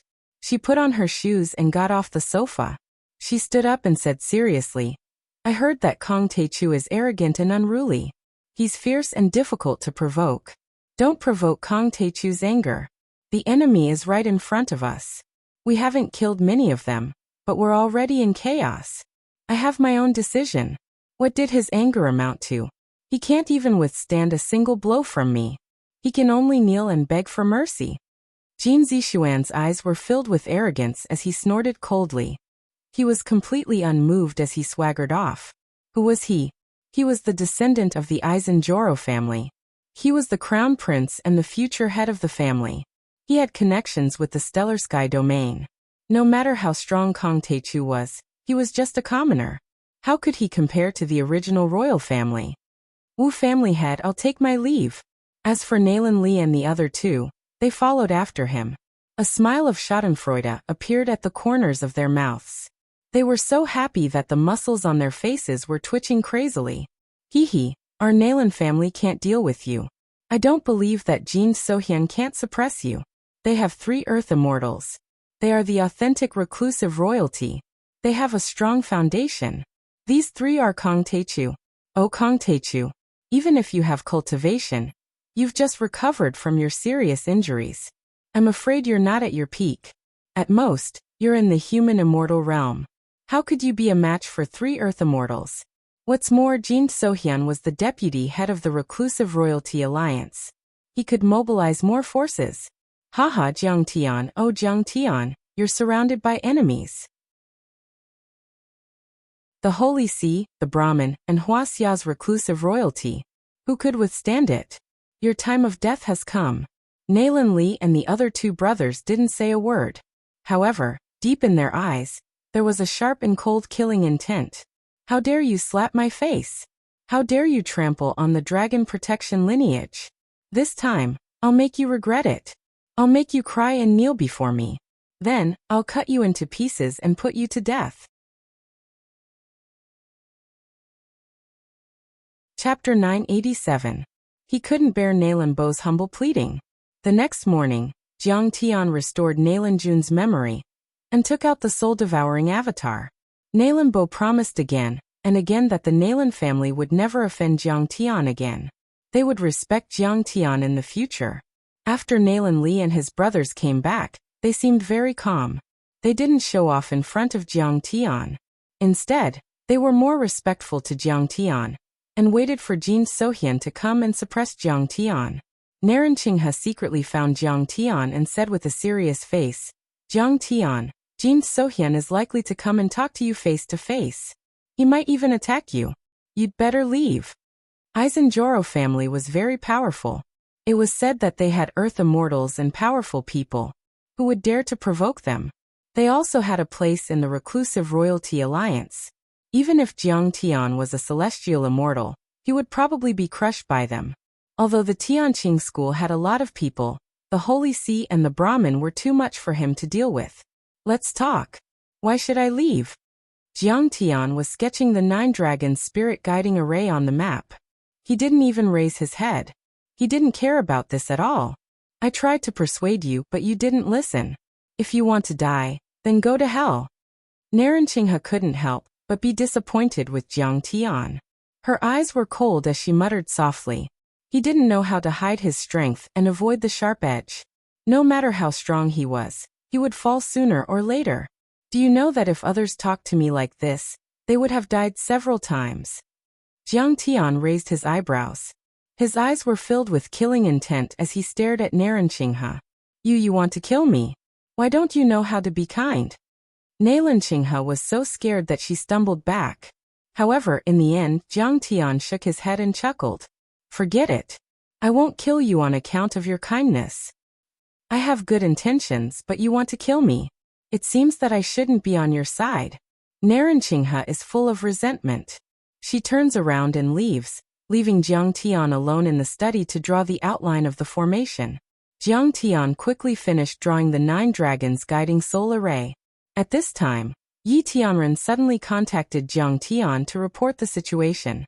Originally, they had planned to lure the enemy deep into the Kualian territory and use the medium-sized Kualian to kill the invaders. However, he did not expect the Ying family, Zhu family, Li family, Wu family, and other families to join the battle. Moreover, they didn't listen to orders and went their own way.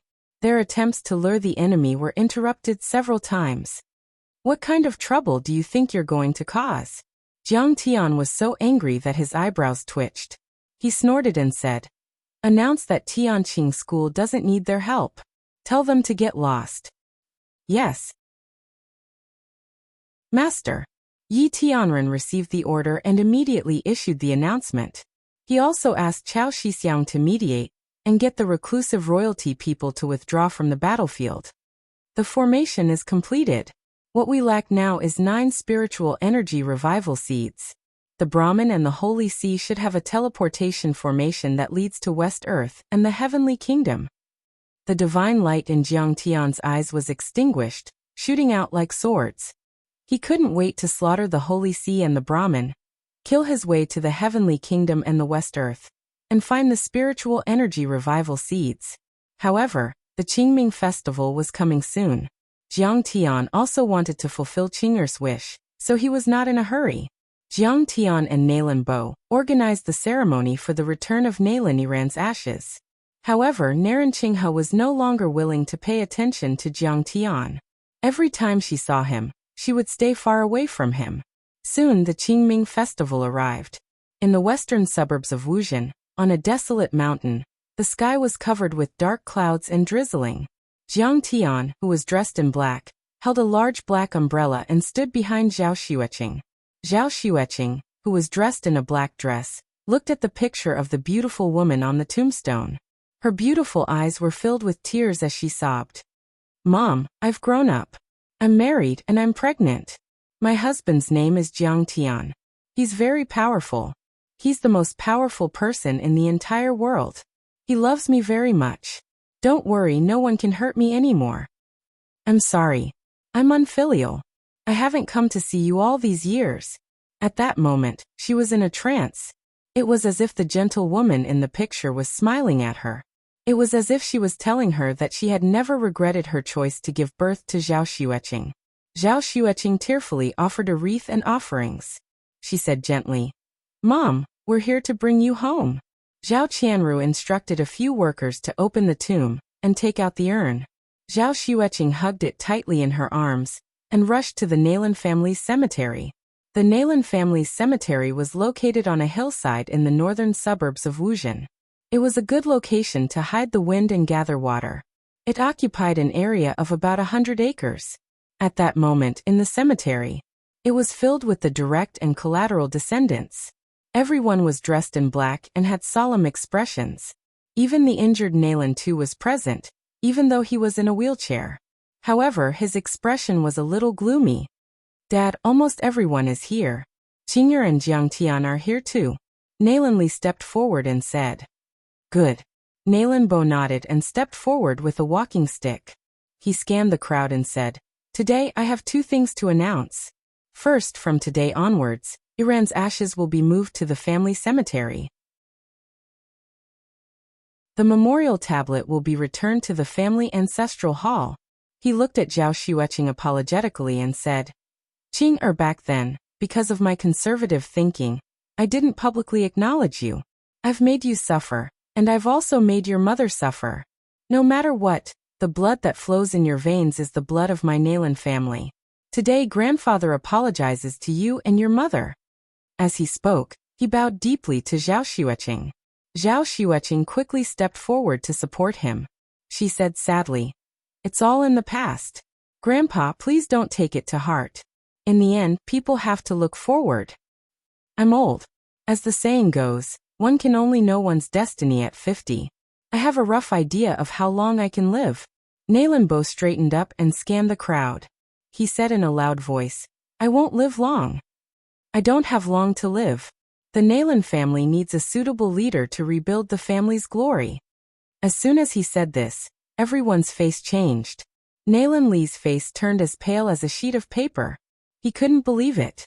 Originally, Nalan Li was the head of the family. Nalan Bo's words were obviously trying to deprive him of the position. The second thing I want to announce is that from today onwards, Zhao Xueqing will be the head of the Nalan family. Nalan Li has another appointment. As soon as he said this, the crowd was in an uproar. Father, how can you do this? I don't accept this. Nalan Li was as if he was struck by lightning. His face turned ashen and then red as he shouted angrily. Father, she's still young. Can she take on such a big responsibility? Li Roshi glared viciously at Zhao Xueqing and screamed threateningly. Zhao Xueqing, do you dare to take on this position? I'm afraid you won't be able to hold it. Father, if you're so biased towards this evil creature, we'll leave the Nalan family immediately. We'll break off our relationship. Nalan Tu's face was full of jealousy.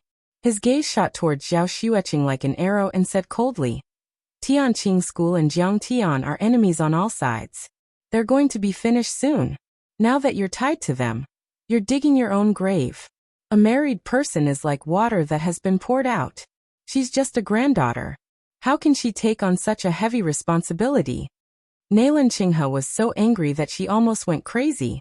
She didn't care about her bearing and danced with joy as she shouted hysterically. Originally, they didn't want to fall out with Jiang Tian and his wife. They were quite afraid. But at this moment, when it came to their fundamental interests, they couldn't stand it anymore. Zhao Xueqing was also shocked.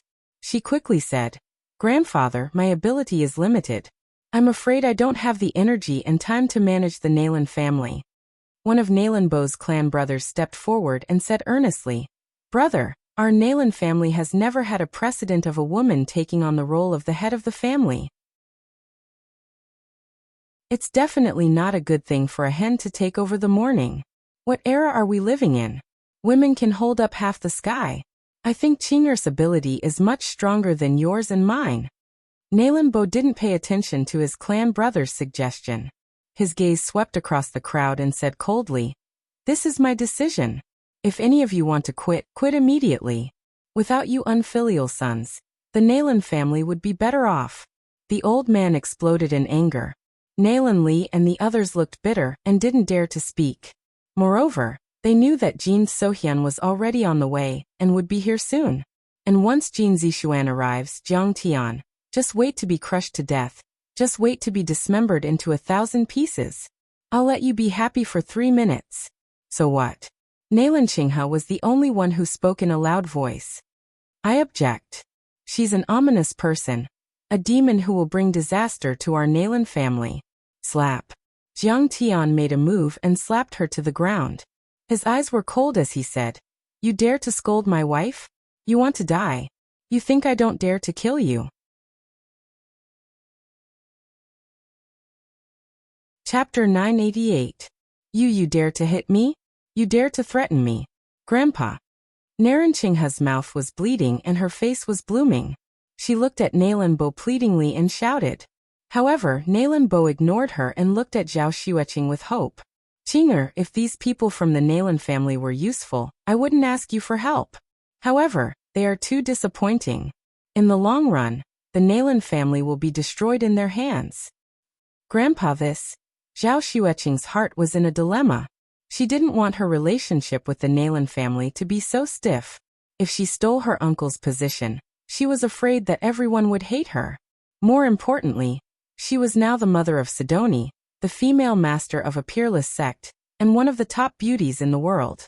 Her position was supreme and her authority was unparalleled. How could she care about the small family business of the Nalan family? Seeing Zhao Xueqing looking at him with difficulty, Jiang Tian said lightly, Grandpa, Qing'er is pregnant. I'm afraid she doesn't have time to be the head of the family. If she reluctantly agreed, I'm afraid she doesn't have much energy to manage it. Hearing this, Nalan Bo's face stiffened. The disappointment in his heart was beyond words. Nalan Li and the other trash didn't know when to stop. They repeatedly offended Jiang Tian. It would be strange if Jiang Tian and Qing'er didn't have any feelings. It seemed that they couldn't hold on to this thigh. Then Jiang Tian changed the topic and said, but Qing'er is also indebted to you. We won't forget. In the future, if the Nalan family is in trouble, I will lend a helping hand. Good. With Jiang Tian's words, I'm relieved. Nalan Bo laughed heartily, his old heart was comforted. At this moment, a sneer full of contempt and arrogance was heard. Is it up to you, Nalan Bo, to decide who will be the head of the Dragon Protector tribe? He was escorted by the old state preceptor and a few of his companions. Jin Sohyun was dressed in a long black robe. He was handsome and elegant. His face was gloomy as he slowly walked up the stairs. Jin Sohyun stared at Nalan Bo. However, the old imperial preceptor's eyes were like lightning as he stared at Jiang Tian with murderous intent. Zhao Xueqing hadn't realized that Jin Sohyun was looking for trouble. She shouted in surprise, Uncle Jin, why are you here? She had a good impression of Jin Sohyun. Back then, he had taken care of her mother with great care. It could be said that he was very affectionate. Naturally, I'm here to kill you, Nalan Li shouted. Naran Qinghe got up and smiled proudly. Kong Teichu, I asked you to get out, but you didn't. You even dared to hit me. Reclusive royalty is coming. I'd like to see how you can withstand the wrath of the true dragon. The others also had gloating expressions on their faces. Reclusive royalty didn't cultivate martial arts or spells. It was the emperor art from the dimensional space. It was a cultivation art. Jiang Tian was just an ant from the earth world. How could he be a match for it? Nalan Bo took a step forward and cupped his fists in a manner that was neither servile nor overbearing. Mr. Jin, the Nalan family has been suppressing the dragon vein for 300 years. We have done our best to fulfill our duties. Even if your Aizen-Joro family has done us a great favor, our Nalan family should have repaid it, right? Sinner, you want to die?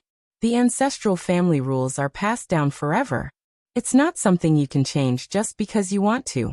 Nalan Bo, you can either be a slave for the rest of your life and obey the orders of the Aizen-Joro family, or die. Jin Sohyun's tone was like a glacier. It was arrogant, cold, and harsh. How many years has it been since the fall of the Qing dynasty? Your ancestors were muddle-headed and incompetent. They humiliated the country and caused Wuxia to fall into eternal damnation. Jiang Tian laughed and took a step forward. He looked at Jin Zixuan with a face full of sarcasm and sneered. Now you're talking about your ancestors and putting on airs. You're calling yourself a king in the south. You're shameless. I've never seen such a shameless person. You're Kong Teichu. Jin Zixuan's expression was cold as he stared at Jiang Tiandao with murderous intent in his eyes. That's right. Jiang Tian nodded. You're really arrogant. Jin Sohyun laughed instead of getting angry. He looked at Jiang Tian and said, You refused to cooperate with me on reclusive royalty? I refused you, Jin Sohyun. I have no problem with cooperating with reclusive royalty, but you have to listen to my orders. Jiang Tian smiled faintly. But you, Jin Sohyun, want to snatch Kong Teichu's dojo? Do you think I'm a 3-year-old child? Jin Sohyun's eyes flashed with anger. He said coldly, Kong Teichu, do you know that you're in big trouble now? You're fierce and murderous. You've caused bloodshed and made people angry. The Holy See and the Brahmin want to kill you. So what? Jiang Tian swung his sleeves and sneered. I've never said that I'm a good person. However, I'm still better than your Aizen-Joro's ancestors who were humiliated by foreign enemies and had to beg for mercy like a pet dog. Their lives were ruined, and the people had no way to make a living. The foreigners are happy, but the people are in trouble. To Europe, America, and Japan, I want to be a lion and a fierce tiger. But I'm better than your ancestors who were like docile sheep waiting to be slaughtered. I'm paying reclusive royalty to stop the Holy See and the Brahmin for you. That's your attitude. Jin Sohyun was furious and shouted. Do you know that we've been cleaning up after you, Kong Teichu? If it weren't for us, Kong Teichu would have been slaughtered. Like a noble descendant of the heavens, he spoke loftily. Do you think I want to care about you? I'm only helping you because of Qing'er's mother. He looked down at Jiang Tian as if he was looking down at an ant, his face full of disdain as he snorted coldly. Now, if you agree to my original request, I'll use the reclusive royalty to help you get rid of this disaster. This is my ultimatum, and also your last chance. Don't make a mistake. Jin Sohyun, what do I have to do with your reclusive royalty? Do I need your help? You think too highly of yourself. It would have been better if he didn't mention this. Now that he did, Jiang Tian was a little angry. Tianqing School has already announced that we don't need your help. Are you deaf? Originally, Tianqing School and Huaxiaolong Formation had already arrived at the southwest border with the mobile Coelian. They had opened their pockets, waiting for the Holy See and Brahmin to enter and blast them to ashes. However, the reclusive royalty went there to stop them. Tianqing School and Huaxiaolong Formation waited for a long time, but to no avail. After all, the reclusive royalty and them were locked in a fierce battle. You can't kill the reclusive royalty along with them. After all, they were also from Wuxia. Kong Teichu, I'll give you one last chance. Seeing that Jiang Tian was stubborn, Jin Sohyun was so angry that his face turned ashen. He trembled all over and shouted loudly, "Kneel down and kowtow to me immediately. Otherwise, I'll make sure you die a horrible death." "Aha! Make me kneel. You're courting death." Jiang Tian snorted coldly. He extended his jade-white palm and slapped down leisurely. Boom. Within a 3-kilometer radius, the world shook.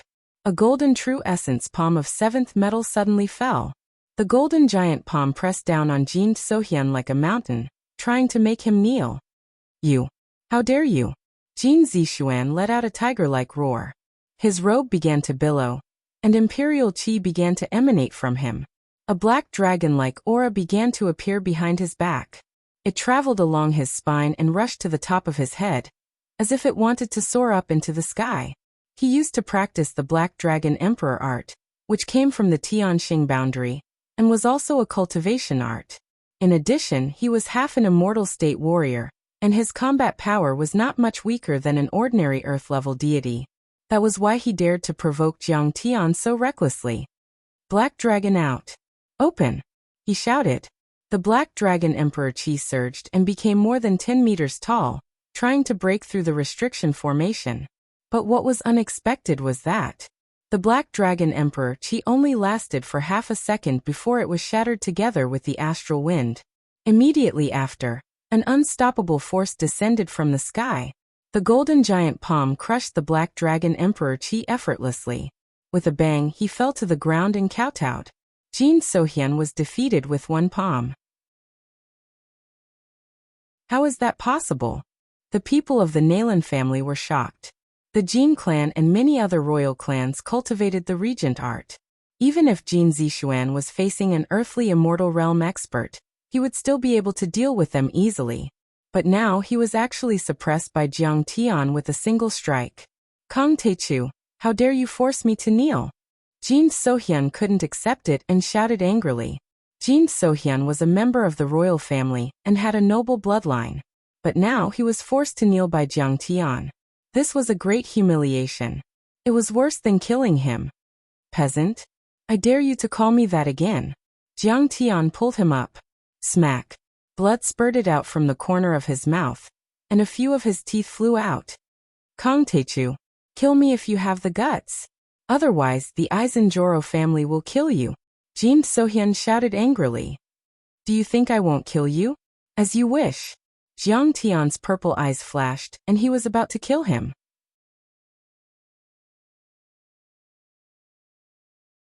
Chapter 989. Jiang Tian, forget it. Zhao Xueqing couldn't stand it anymore. She stepped forward and said, "No matter what, he has taken care of my mother." "Humph. Reclusive royalty? Crown prince? He's just an ant that I can crush with ease. I'll give you one last chance. Don't be so reckless." Jiang Tian cracked a smile and shook his right arm. Jin Sohyun fell behind the Grand Master like a dead dog. The white-haired old man helped Jin Sohyun up, and then slowly approached Jiang Tian. "Kong Teichu, you are indeed arrogant. Today let me see what you can do," Jiang Tian said coldly, the last Grand Master of the Qing dynasty, the former sect master of the Kongtong sect, Fan Qilong. "That's me." The old Grand Master didn't stop as his murderous aura surged. I heard that you were more powerful than Situ Shao in the late Qing dynasty. You have mastered the snake's saliva wind-chasing claw. You reached the immortal state in your 30s, and were known as the most powerful cultivator in Wuxia. Now that you are 300 years old, you should be an earth-level deity. Jiang Tian asked again. My past glory is not worth mentioning. Fan Qilong's voice was hoarse, but his murderous aura was still thick. You're quite modest, Jiang Tian said with a smile. I don't want to mention my past glory because I want to return to the Jianghu and kill you, the most powerful cultivator in the world. I want to defeat the Holy Sea and Brahman, and return to the top of this planet. Fan Qilong continued to walk forward. His eyes were cold and his crooked fingernails trembled slightly. Haha, forget it, old man. I don't want to fight with you. You are 300 years old, and your blood is drying up. Even if I don't kill you, you won't live for long. Jiang Tian mocked. Kill him, Grand Master. Then take down the Tianqing school and rule over Sidoni. Jin Sohyun had been humiliated time and time again. He hated Jiang Tian to the bone and lost his patience. He had absolute confidence in Fan Qilong. Fan Qilong is the trump card of the Aizenjaro family. Kang Taichu is no match for him. Seeing the state preceptor make a move, Nalan Li, Naran Qinghe, Nalan Tu, and the others' dejection and fear were swept away. Their faces became very excited, as if Jiang Tian was dead for sure. One had to know that Fan Qilong was the sect leader of Kongdong. Back then, he was an existence that could compete with the Kunlun sect and the Qingqing sect. At the end of the Qing dynasty, Fan Qilong, as the country's imperial teacher, was invincible. Back when the Empress Dowager was chased out of the imperial city by the Eight-Nation Alliance, other than head eunuch Li Lianying, he was her bodyguard. He had once killed thousands of pursuers with a single strike of his sword, and fought against a king sage of the Holy See. Even the Iha fist was taught by him. It was said that his disciples were good at divine fighting. They could make hand seals and chant spells to invite the gods into their bodies. They could withstand bullets, and were not afraid of artillery fire. Jin Sohyun's martial arts were also taught by him. He was a real earth immortal powerhouse. Even if you call yourself a divine immortal, I'm afraid you don't live up to your name. After all, you are only in your 30s. Your cultivation is shallow and your combat experience is insufficient. How can you be a match for this old monster who has lived for hundreds of years? At this moment, Jin Sohyun was full of confidence. His eyes were shining with the light of wisdom, as if Jiang Tian was already a dead man. Ha ha ha, Fan Qilong, the most powerful man in Wuxia in the late Qing dynasty. Kang Taichu's head is mine. You are not qualified to kill him. But at this moment, a strange howl that could pierce through gold and crack stone shot straight up into the sky. Even the clouds were shattered. Get out of my way. This strange howl was like the roar of a tiger deep in the mountains. It shook the wilderness and the drizzle slanted. Within a radius of 3 miles, the earth and mountains shook. Everyone from the Nalan family was shaken to the point that they staggered back. They were dizzy, and their hearts were filled with disgust as they vomited. Even Nalan Li and Jin Sohyun, who were half a step away from the immortal state, couldn't bear it. Their faces were pale. Clang. Suddenly, rocks flew and mud arrows burst out. A deep pit with a radius of 5 or 6 meters was formed on the marble floor. Billowing waves of air pushed out. The momentum was terrifying. Everyone in the Nalan family was shaken to the point that they were thrown off their feet. Their eyes were filled with fear. A majestic figure, like a meteorite falling from the sky, fell heavily on the ground. In the billowing smoke and flames, bang! In the muffled sound, a foot stepped out of the deep pit. The foot was wearing a pair of metal boots covered with mysterious runes. It was like an immortal treasure metal. As soon as that foot appeared, the aura of the entire cemetery grew sluggish.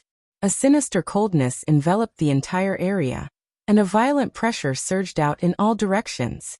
Except for Jiang Tian and Zhao Xueqing, everyone felt that it was difficult to breathe and almost suffocated. A European powerhouse wearing medieval armor and holding a blood-stained spear walked out of the smoke and steam that permeated the air. His curly golden hair was draped over his shoulders. He had a full beard, a high nose and deep eyes. His eyes were as blue as the sea. They were cold and wild, like a wolf that was choosing its prey. He had a complex temperament of divinity and bestiality intertwined on his body. It was wholly cruel, bright, and bloodthirsty. It was as if he could overlook the common people and punish the world. This is Saint Augustine. When he saw his face, Fan Qilong's heart instantly fell into the abyss. He was so scared that his face turned pale and his body trembled violently. When the Eight-Nation Alliance invaded, Fan Qilong had fought with Saint Augustine, but he was no match for him. After all, the other party was the last adjudicator of the Holy See, the guardian of the Holy See's holy tomb. His combat strength was that of a genuine saint king. His saint arts were omnipotent, and his spear was unpredictable. It's him. Jin Sohyun's expression changed drastically. He looked at Saint Augustine in horror. Nalan Li and the others were so scared that their expressions changed drastically. Cold sweat broke out instantly. State Preceptor Fan, I heard that you want to defeat the Holy See and ascend to the throne of the world's strongest? Why don't you go through me first? Saint Augustine's eyes were arrogant. He walked over with steady steps, making muffled thuds. The armor on his body rubbed against each other, making the sound of metal clashing. His Chinese was very pure, and even had a Beijing accent. Powerful people like him used to roam the world, challenging and killing everywhere. They could almost master all kinds of languages. Old man, I don't dare. Fan Qilong panicked, his eyes filled with fear. He cowered like a little white rabbit in front of a ferocious tiger. He staggered back step by step. What he said just now was just a bluff at the start of the battle. How would he dare to fight the Roman Curia to the death? If he had the guts and the ability, the Empress Dowager wouldn't have been chased by the Holy See back then. Haha, you want to admit defeat? What a coward. Then kneel down and submit to the Holy See. Saint Augustine stood still with his spear in his hands. He looked at Fan Qilong in disdain, then glanced at Jin Sohyun and laughed. Are you a descendant of the decadent Qing dynasty royal family? Ridiculous yellow monkey, weak chicken. Kneel down too. Jin Sohyun was tongue-tied, but he didn't dare to speak. He shivered in fear as if he had fallen into an ice cellar. His face was pale. Since he could remember, his father and brother had instilled in him the power of the West, not only strong ships and cannons, but also holy spells and magic. When he was 10 years old, he once bumped into a Caucasian student on the street. That Caucasian student scolded him. Ridiculous yellow monkey, weak chicken, kneel down. He gave him a few slaps. When his father, Jin Luanxiong, found out, not only did he not help him, he even forced him to kneel down and whipped him. He was almost beaten to death. Since then he had a deep psychological shadow. Even when he saw the face of a European, even if it was just an ordinary person, he would feel a little scared. This fear had become a kind of thinking habit, deeply implanted in his brain. Not to mention that he was facing a real holy king. Saint Augustine, don't be overbearing and bully the weak. Our Wuxia is the Celestial Empire, a country of etiquette. We have always convinced people with reason. We don't want to fight with you. I'm not afraid of you. Fan Qilong's body shivered, but he still mustered up his courage and shouted at the top of his lungs. He even had a sobbing tone, as if he was a resentful woman who was bullied. Jiang Tian lightly shook his head, his heart filled with sorrow. This is the state teacher of a country, yet he is so cowardly and fearful of the enemy. So what if I bully you and humiliate you? You want to convince people with reason? What a joke. The weak don't have the right to reason with the strong. Saint Augustine looked at Fan Qilong as if he was looking at a fool and said mockingly, I'll give you 3 seconds to consider. Either kneel down and submit to the Holy See, or die.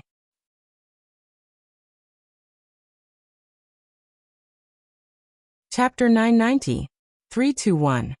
He did not give Fan Qilong any time to think and attacked in the blink of an eye. Clang. His right foot stomped on the ground, and the marble floor exploded. He leaped into the air like a ferocious tiger, and charged towards Fan Qilong like a cannonball in the sky. Saint Ogu, you're such a bully. Fan Qilong had nowhere to retreat. He roared and clawed at Saint Ogu with both hands. Black mist filled his hands and a foul stench filled the air. The black mist condensed into shadows of venomous snakes that flickered in and out. His curved nails turned pitch black and shone with a chilling light as he clawed at Saint Ogu. Boom. When the two of them collided, it was as if thunder had exploded. A bolt of lightning appeared out of nowhere, and the entire Wu town could hear the deafening explosion. The drizzle instantly turned into white steam. The dark clouds seemed to have been blown away by the gods, revealing the blue sky and the bright sunlight. However, Fan Qilong was sent flying over 100 meters away by Saint Ogu's spear. Fan Qilong fell into the mud like a dead dog. His clothes were torn and tattered, hanging on his body like rags, revealing skin full of age spots. His bright and smooth braids were also messed up. His hair was disheveled, and his face was covered in dirt. Where was his original lofty and unrivaled charm? The whole place was dead silent.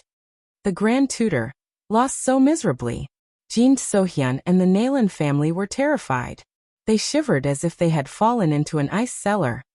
"Broken, my hands are broken," Fan Qilong screamed. His hands were stained with blood. His skin was torn, his tendons were broken, and his nails were all shattered. He was best at martial arts with his hands. However, he was defeated in a second. He might not be able to use his cultivation anymore. What? The Grand Tutor lost in one move? Nalan Li and the rest were so shocked that their faces turned pale. They could not believe it. In their hearts, the Grand Tutor was like a god. Grand Tutor Fan Qilong was defeated by this person before. Nalan Bo was not surprised. He shook his head and sighed. "Jin Sohyun, are you still not going to kneel down?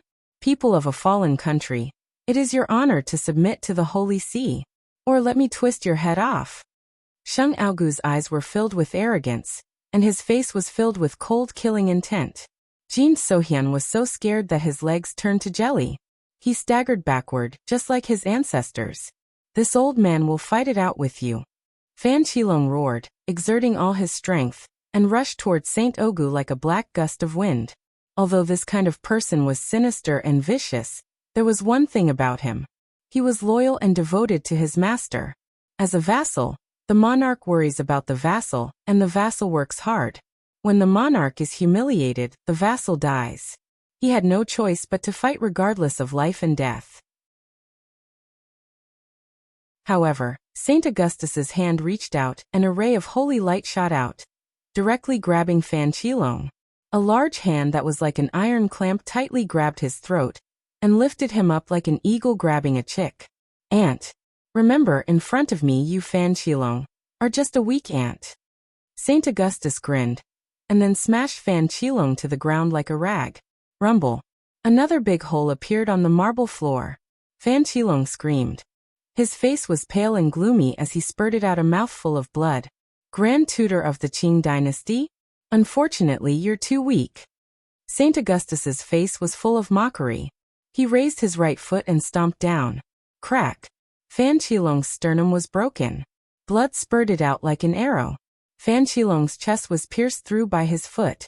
However, Fan Qilong did not die. After all, he was an earth immortal powerhouse with vigorous vitality. His pupils were dilated like a fish out of water. He opened his mouth and gasped for breath, spurting out blood. The #1 powerhouse of the Qing dynasty in Wuxia is too weak. Saint Augustus chuckled and stomped on Fan Qilong's head again. Bang! Fan Qilong's head exploded like a fragile watermelon. Red and white matter splattered in all directions. His braids were also sent flying far away. "Oh my God!" Feeling his face burning, Jin Sohyun reached out his hand and touched a round eyeball. He was so scared that his knees went soft and his whole body twitched. He almost knelt on the ground. This is the former #1 powerhouse of Wuxia, a trashy existence. Saint Augustus looked up and laughed complacently. Okay, people of the Qing dynasty, Nalan family of the Dragon Protector bloodline, I'm too lazy to make a move. All of you kneel down and submit to me. Pledge your loyalty to the Holy See and sincerely atone for your sins. You have no faith and are all guilty." Dead silence. The whole place was dead silent. Anger, but it was a silent, suppressed anger. The dignified state preceptor of the Qing dynasty was trampled to death like this. But at the same time, a feeling of helplessness and despair rose in everyone's heart. That was the state preceptor of the Qing dynasty, Fan Qilong, an earth immortal. Who could be his opponent? Jiang Tian, please help us and save our Nalan family. At this time, Nalan Li and the others were frightened and trembling. They looked at Jiang Tian for help. Naran Qinghe even knelt down in front of Jiang Tian. If they didn't submit, only death would await them. If they submitted, they would become a big joke. After all, they were the dignified dragon protector bloodline, and had their own dignity. Only Jiang Tian could make a move. Why should I help you? Jiang Tian didn't even look at them. You're not going to save us? After all, we're family. Nalan Li said pitifully. Why should I save you? When did you treat us as family? Jiang Tian snorted and said indifferently. Didn't you want to leave the Nalan family? Jiang Tian asked in a powerful and resonating voice. Didn't you threaten me to submit to the Jin family? Oh, the Jin family is very powerful. The old state preceptor is very powerful. You should go ask him for protection. You. Nalan Qinghe and the others were stunned. They were shocked and panicked, and they regretted it. They didn't expect Jiang Tian to be so heartless and turn his back on them. But when they thought about it, Jiang Tian didn't seem to be wrong. Nalan Bo also sighed helplessly. These children had offended Jiang Tian yesterday, and spoke rudely today. How could they blame Jiang Tian? Naran Qinghe and the others finally couldn't bear the pressure, and knelt down in front of St. Augustine. What are you doing? Where's the dignity of the dragon protector bloodline? Are you trying to anger me to death? Nalan Bo didn't expect his grandchildren to be so disappointing. Grandpa, saving our lives is more important.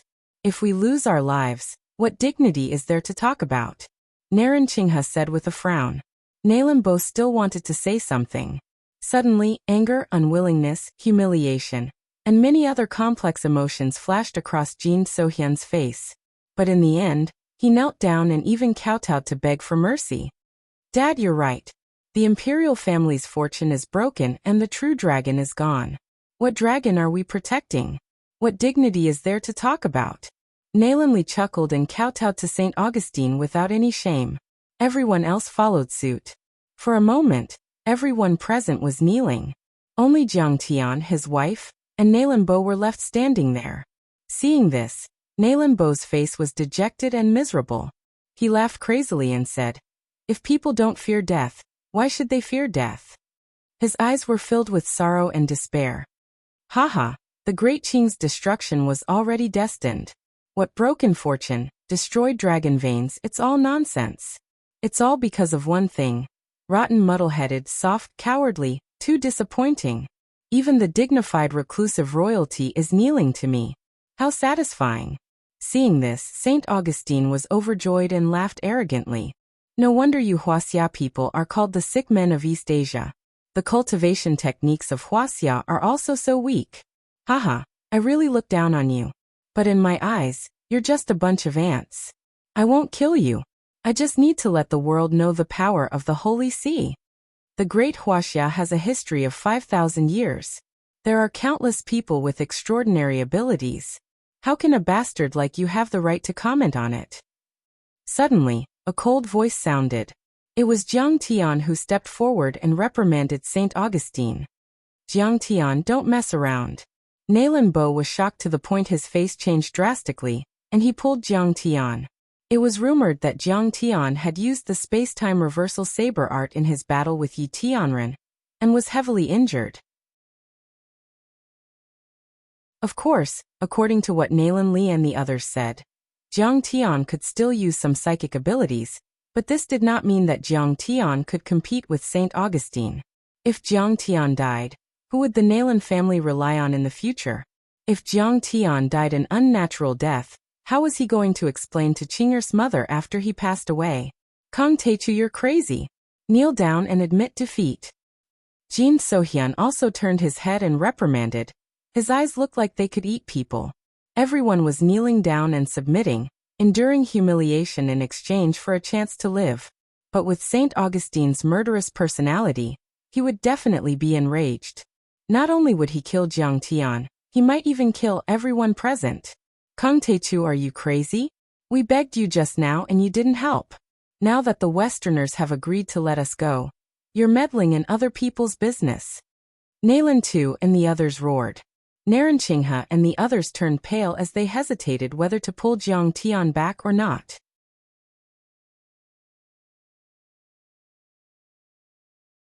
Chapter 991. Kong Teichu, I didn't expect you to provoke me after I killed Fan Qilong. Saint Augu's bloodthirsty gaze had already landed on Jiang Tian, as he laughed sinisterly. But you really deserve to die. You called yourself Taichu, and pretended to be a prophet and a god. You kept provoking the Holy See. I wanted to spare your life, but you dared to provoke me again. Then, don't blame me for slaughtering my way to your Tianqing sect after killing you.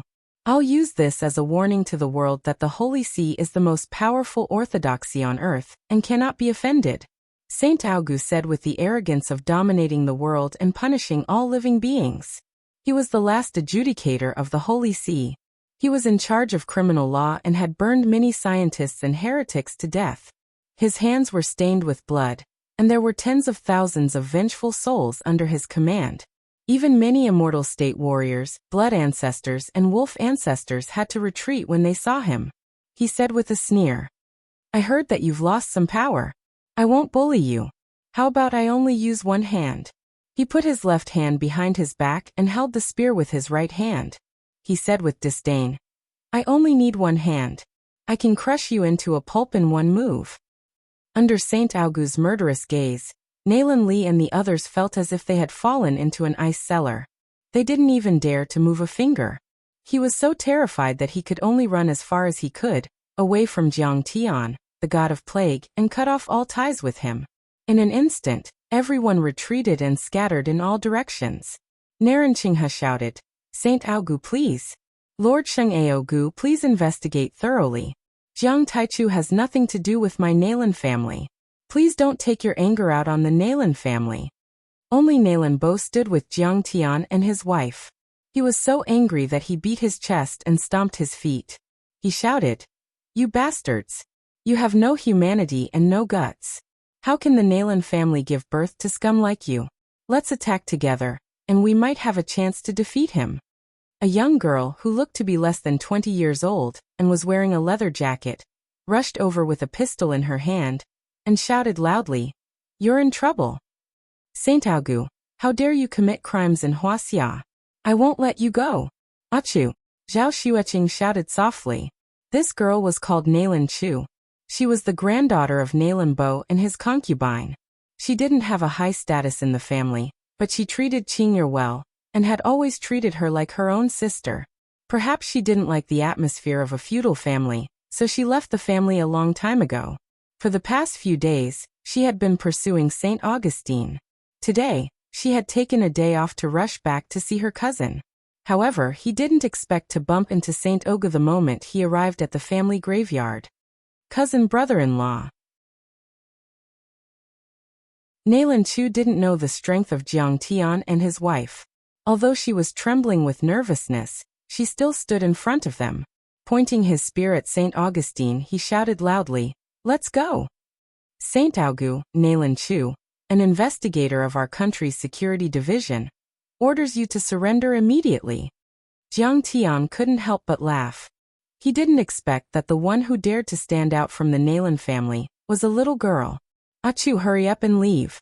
You don't know how terrifying this person is. Nalan Bo stomped his feet anxiously and pushed Jiang Tian, shouting, Tian, Grandpa has let you down. I've caused trouble for you. Run. Run as far as you can. As long as there's life, there's hope.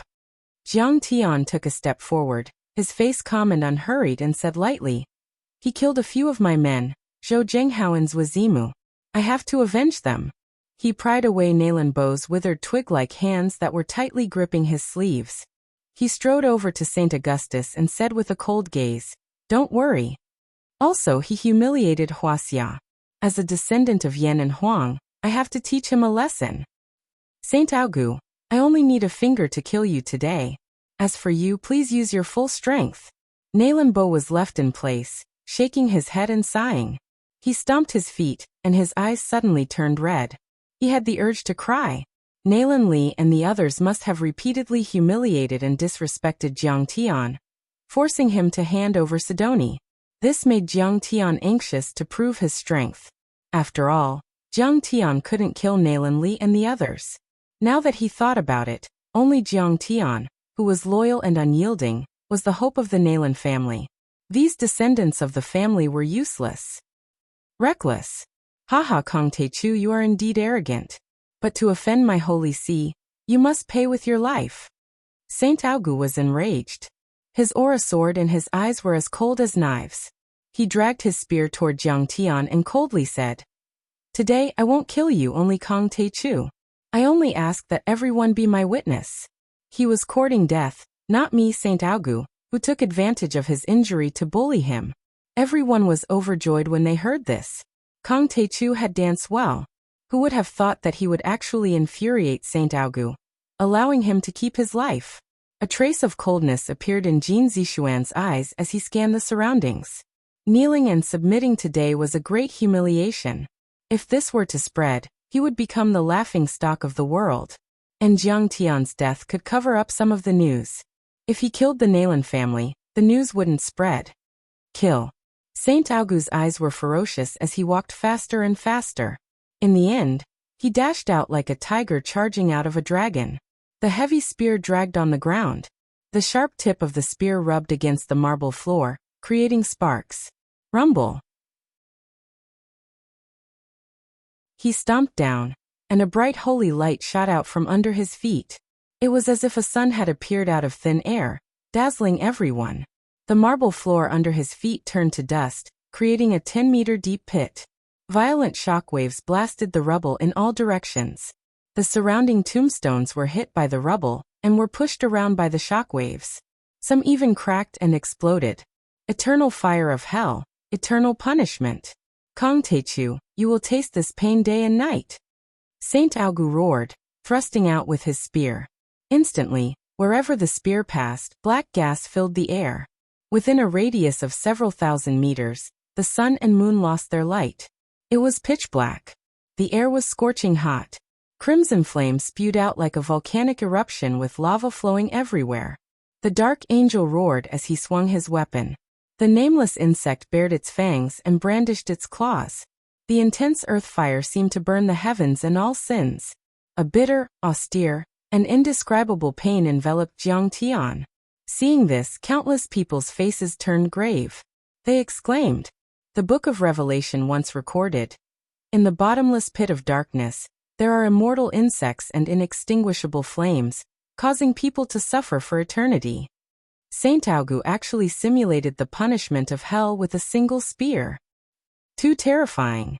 It's 10 times more powerful than the move that defeated Fan Qilong. I'm afraid that even if Kong Techu is at the peak of heaven immortal state, he won't be able to block it. Not to mention that he's already injured and his cultivation has dropped greatly. This time Kong Techu is dead for sure. It's good that he's dead, lest he covets our Nalan family's property and fights with me for power. Saint Augu is only the vanguard, but he's already so powerful. Then how powerful our Pope, the last holy venerable of the Holy See, Saint Paul, and the God awakened in the Holy Tomb. Kong Techu is dead for sure in this battle. The Nalan family and Isenjoro family had different emotions and expressions. Some were scared out of their wits, some were gloating, and some were grieving for the loss of their kind. However, Jiang Tian chuckled disdainfully. "So this is your trump card? Is this the Holy Church's divine punishment holy spell? Isn't it too weak? Fine.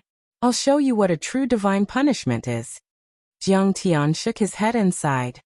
He raised his crystal-clear right hand and pointed with a finger, as if he was squashing an ant. However, when he pointed with his finger, boom! With this sound, the space and time within 1 kilometer in front of Jiang Tian froze. Pa! A golden ray of light that was densely covered with supreme Tao runes that seemed like the laws of heaven and earth. And it was suffused with an ancient aura of nature. It emitted a dazzling golden light and soared through the sky like a missile. Under the illumination of the golden light, the dark angels, the undying venomous worms, the billowing black gas, and the gushing lava exploded like bubbles, turning into streams of air and dispersing. Oh no!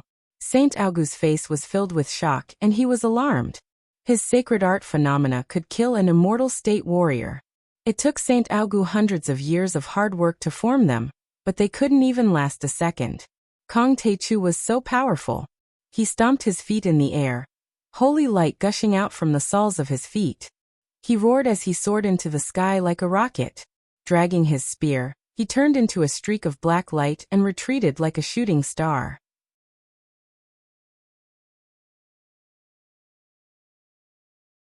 Chapter 992.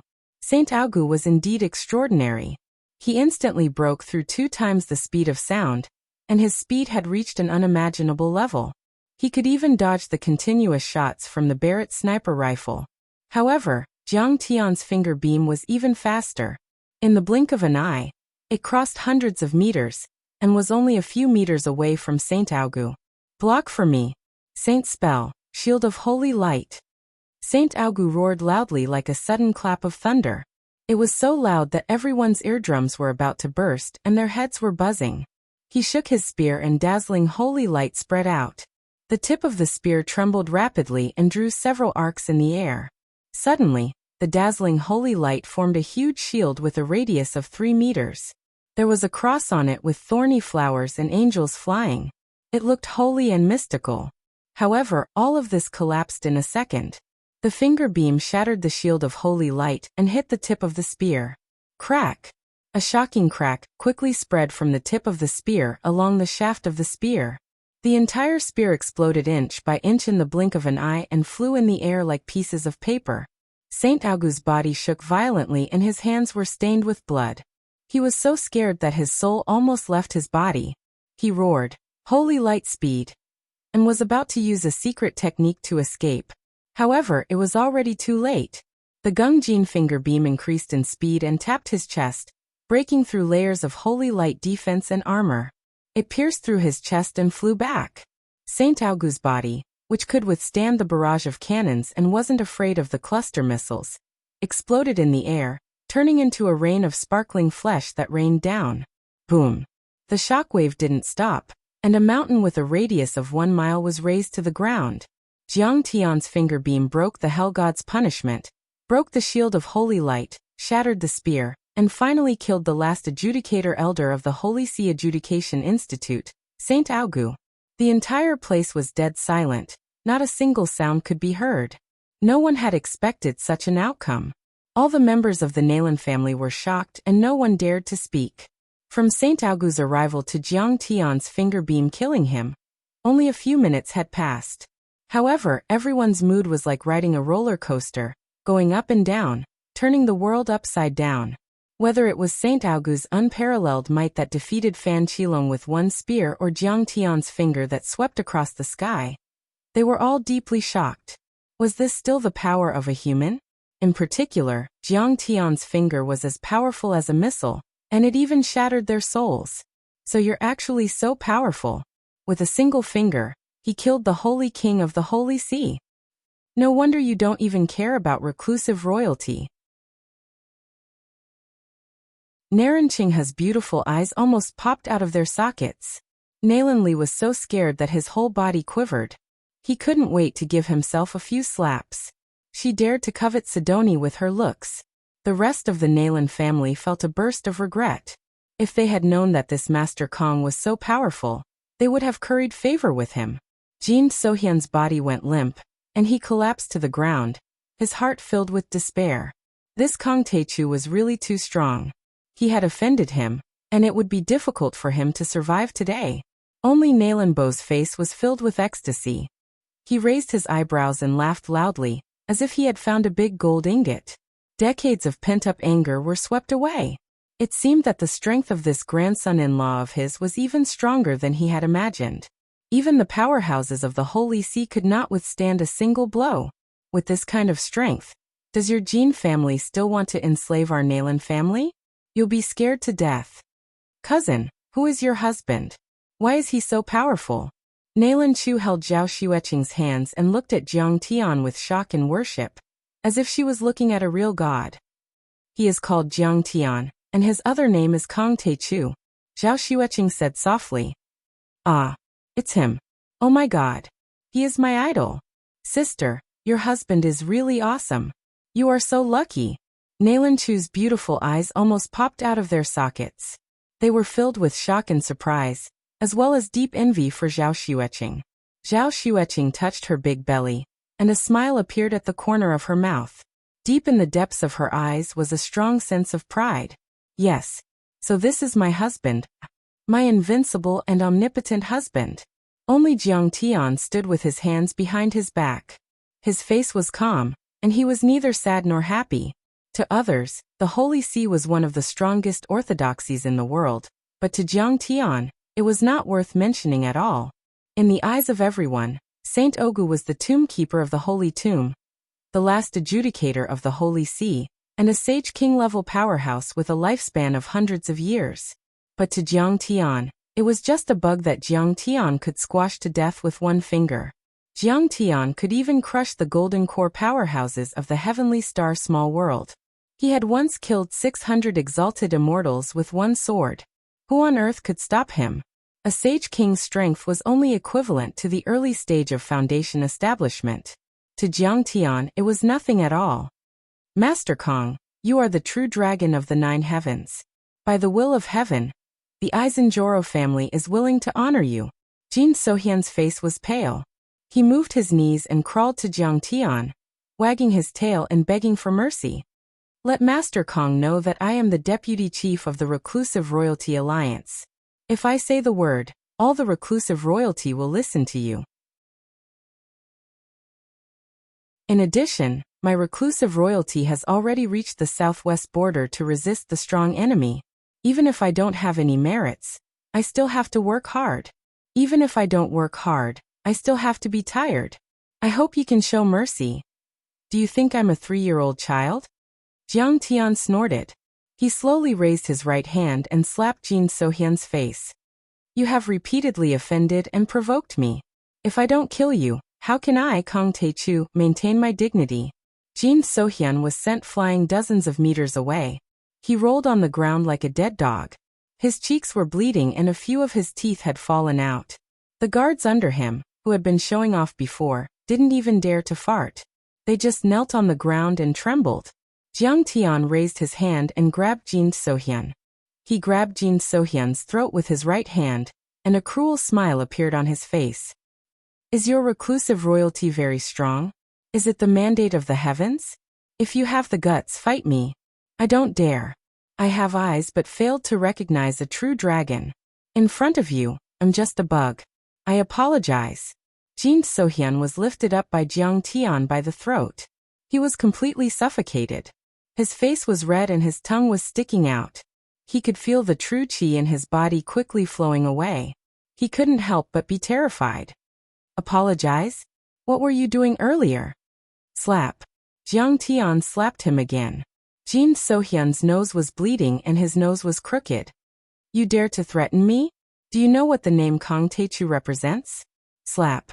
Another crisp sound of a slap rang out. 3 teeth flew out of Jin Sohyun's face. Even his cheekbones could be seen. He had a splitting headache from Jiang Tian's slap. He couldn't even say a word of rebuttal. Boom.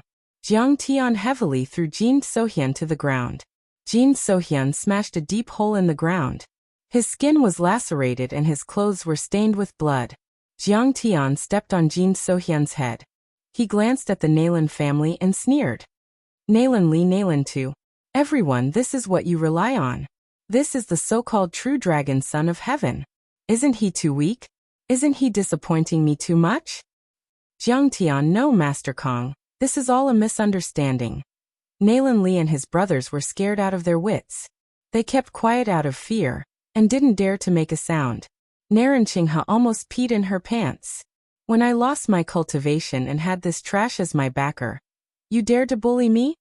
Jiang Tian kicked Jin Sohyun until he rolled on the ground like a football. He mocked. If I kill him now, what can the reclusive royalty do to me? What can you do? Nalan Li and the others were stunned by Jiang Tian. They were scared out of their wits. They didn't expect Jiang Tian to be so overbearing and powerful. He even dared to trample on the reclusive royalty and kill him. If it weren't for Jiang Tian's sentiments, the Naylan family would have been slaughtered by him. Qing'er, do you still remember Uncle Jean? Uncle Jean once hugged you. I was the one who sent off your mother on her last journey. Jin Sohyun was covered in dust. He crawled and rolled like a dead dog and rushed to Zhao Xueqing. He kowtowed and begged for mercy. Hurry up and say something for Uncle. Jiang Tian loves you so much. He will definitely listen. Zhao Xueqing's expression was difficult. Her mood was complicated. Honestly speaking, when Jin Zixuan shouted at Jiang Tian to beat and kill him just now, she also had the intention to kill him. No matter how close Jin Sohyun was, how could he be closer to her than her husband? However, women were soft-hearted. Especially now that she was pregnant. She felt happy, safe, and happy. She didn't want Jiang Tian to be alone. Moreover, what Jin Sohyun said was indeed true. At that time, he was indeed deeply in love with Naylan. He was extremely benevolent and had accompanied her mother through her last bleak days. Thinking of this, Zhao Xueqing hesitated for a moment and said softly, Jiang Tian, why don't we forget about it? He is quite pitiful. This man is sinister and vicious. He is as cunning as a fox. Jiang Tian smiled. The cold killing intent in his eyes did not recede. Qing'er, letting him go today is tantamount to letting a tiger return to the mountain. I'm afraid he will cause trouble again.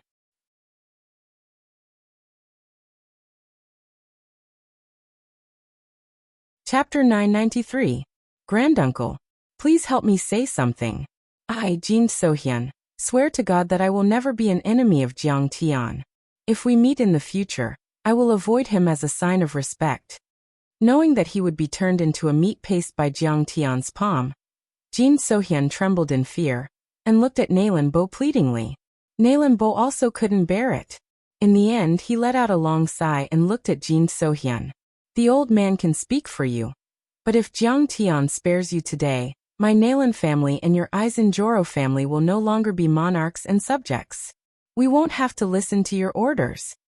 Of course. In the future, we will be friends on equal terms. We will serve Master Kong together. How would I dare to act rashly? Jin Sohyun hurriedly agreed. Naylan pulled Jiang Tian and begged in a low voice, Jiang Tian, can you give the old man some face today? In the face of a great enemy, we should fight against external enemies first. We don't have to cause internal strife in Wuxia. Unwilling to let Qing'er be sad and hurt herself, Jiang Tian had no choice but to put down his palm. Then he stared coldly at Jin Sohyun and sneered. Jin Sohyun, I will spare your life today, but you must tell the reclusive royalty not to meddle in other people's business. My Tianqing school is enough to deal with the Holy See and Brahmin. When everyone heard this, it was as if they were struck by lightning. They couldn't believe it. Originally, the Holy See and Brahmin were stopped outside the country's gates because of the reclusive royalty. If the reclusive sovereign family no longer resisted, then wouldn't they be invincible and invincible? How could Kong Teichu and Tianqing school resist? Naylan Bo's complexion also changed drastically. He wanted to say something but hesitated. He was from the Dragon Protector bloodline. Back in the day, he was an important official of the dynasty and was well versed in the art of power. If Tianqing school wanted to defeat the Holy See and Brahmin, and become the world's #1 orthodoxy, of course, they had to use all the power they could. Only then could they achieve twice the result with half the effort. Moreover, he could also take the opportunity to weaken the power of the reclusive royalty. Wouldn't that be perfect? But in the end, he didn't say anything. He believed that Jiang Tian must have his own reasons for doing this. Good. I will definitely deliver Master Kang's imperial edict. Don't worry. Jin Sohyun was slightly taken aback before he hurriedly replied. Also, there are some things that shouldn't be said, so don't say them. If you dare to say them, I'll turn you into ashes. Jiang Tian's gaze was sharp as he coldly snorted. There was another reason why he didn't kill Jin Sohyun. Jin Sohyun had never threatened him with the truth of Qing'er's background. At least, he was good to Naylan and had some feelings for Qing'er. He still had some humanity. Of course, if he dared to reveal the truth in the future, he would also have to die. Jiang Tian wouldn't let him go. Jin Sohyun glanced at Zhao Xueqing from the corner of his eyes and hurriedly said, "Don't worry, great sect leader Jiang. I understand." "Good. Then get lost. Let your reclusive royalty people return. I have a way to deal with it." Jiang Tian waved his sleeves as if he was driving away flies. Jin Sohyun acted as if he had been pardoned. He brought a few guards to collect Fan Qilong's corpse and left in a sorry state. When Jin Sohyun came, he was arrogant and haughty. When he left, he suffered heavy losses and his face was covered in dirt. A few guards were so scared that they were trembling with unease. Nalan Bo was very depressed. It was obviously a good thing. Nalan family could have relied on Jiang Tian. How did it end up like this? A great future and 1,000 years of glory were ruined by Jin Sohyun and his blind descendants. Jiang Tian, today's matter. This old man is really ashamed. I didn't expect Jin Sohyun to suddenly barge in. These few good-for-nothings sigh. Nalan Bo wanted to say something but stopped. He looked embarrassed. It's already over. Jiang Tian patted Nalan Bo's shoulder and comforted him with a smile. Didn't I just say that you are no longer part of the Dragon Protector clan? From now on, you are completely independent. Although Nalan Bo was Jiang Tian's elder, he did not feel the slightest dissatisfaction or discomfort when Jiang Tian patted his shoulder. Instead, he felt honored. Seniority was seniority, strength was strength. Jiang Tian obviously had the strength to stand shoulder to shoulder with the reclusive royalty, or even a level above it. This meant that Jiang Tian did not treat him as an outsider. Jiang Tian glanced at Nalan Li and the rest with a smile that was not a smile and said coolly, "On account of your face, I can give them a chance. I think Nalan Chu is a good girl. She is also at the initial stage of transcendent stage. She can take on a big responsibility. She will be the family head in the future." "Brother-in-law, I will be the family head?" Nalan Chu was stunned. She felt like she had picked up a treasure. "I just came here to be a bystander. How can I become the family head?" Okay, it's up to you." Nalan Bo was overjoyed when he heard this. He was so excited that his body trembled. He bowed and cupped his fists. "Master Kong, your mind is as broad as the sky. This old man admires you." Then he glanced at the Nalan family and said coldly, "What are you waiting for? Why are you still standing there? Hurry up and greet the new family head and the principal of Tianqing School. From now on, the Nalan family will join Tianqing School." Nalan Li and the others hesitated for a moment. Although they were unwilling, they finally knelt in front of Jiang Tian, his wife, and Nalan Chu. Jiang Tian then contacted the Huaxiaolong formation and announced to the world that Saint Augustine had been killed. It was not until they walked out of the cemetery, got into the car, and drove more than 10 kilometers away from Wuxia that the fear in Jin Sohyun's heart gradually faded and calmed down. Jiang Tian left some leeway. Although Jin Sohyun's skin was torn and his flesh was lacerated, the family still had some leftover ointment passed down by the royal family. Now that they had used it, he would recover in a few days. "Crown Prince, the situation now, what should we do?" An aide asked with a solemn expression. We underestimated Kong Taechu after all. To be able to control a country and a religion in modern society, he does have some strength. He is indeed domineering, just like a real dragon." Jin Sohyun touched his painful face and sighed with a complicated gaze. "Then, should we just give up the plan that has lasted for hundreds of years and give up?" That aide was at a loss at this time. As Jin Sohyun's right-hand man, this aide was extremely resourceful. Otherwise, the Jin family would not have preserved their bloodline, and they would not have a place in the reclusive royalty. However, facing a powerful existence like Jiang Tian, who was as powerful as a dragon, he felt like a dog biting a porcupine. No, it was like a puppy trying to plot against a prehistoric beast. He could not bring himself to bite him. Kong Taechu may be powerful, but he is still miles away from the Holy See and Brahmin. Jin Sohyun gritted his teeth as he recalled how he had been trampled on by Jiang Tian. His expression was full of resentment and disdain as he snorted coldly. "Didn't he refuse the aid of our reclusive royal family? Fine, then we won't care. Not only will we not care, but we will also publicize it. When the time comes, I'd like to see how many nails he can crush with his body made of iron." The late Qing dynasty was poor and weak, and foreign powers invaded. In fact, not only were there battles between armies, but there were also battles and collisions between top masters. In order to resist the Holy See and the European royal family, 6 or 7 reclusive royalty from Wuxia came out to help. However, they were still defeated. The Holy See's strength was unfathomable, not to mention that the Brahmin had joined forces this time. Even the European reclusive royalty was ready to make a move. Even if Jiang Tian had the cultivation of a celestial immortal, he had only cultivated for a few years. How deep was the foundation of Tianqing school? They were no match at all. I understand now. My lord's brilliant plan. The aide slapped his thigh and laughed. Our Jin family and the reclusive royalty will sit on the mountain and watch the tigers fight. When the Holy See, Brahmin and Tianqing school are both injured, we will come out and suppress them. We will even take down Sidonia and the Vatican. Kill with a borrowed knife, kill with a borrowed knife. Kong Teichu pointed his finger across the sky and killed the last adjudicator of the Holy See, Saint Augu, in Wuxian. When the news spread, the entire cultivation world of Wuxia was shocked. Even Chao Shixiang was alarmed. Saint Augu, the last adjudicator of the Holy See in Vatican City, was a veteran Saint King. He defeated the Earth Immortals and was in charge of the punishment of the Holy See. He was the most favored and peerless powerhouse of St. Paul and the Pope. There seemed to be countless halos around his body, making him look like a god. Such an existence in Europe, and even in the world, was killed by Kong Teichu with a finger. Many people couldn't believe it, and felt as if they had been struck by lightning. It seems that Kong Teichu's cultivation may not have been lost. He finally made a move. He's too powerful. Many martial arts grandmasters in Wuxia were excited, as if a great backer had arrived.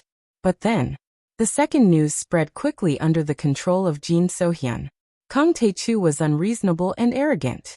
He refused the help of Jin Sohyun and the reclusive royalty. He wanted to fight the Holy See and Brahmin alone. The world was shocked.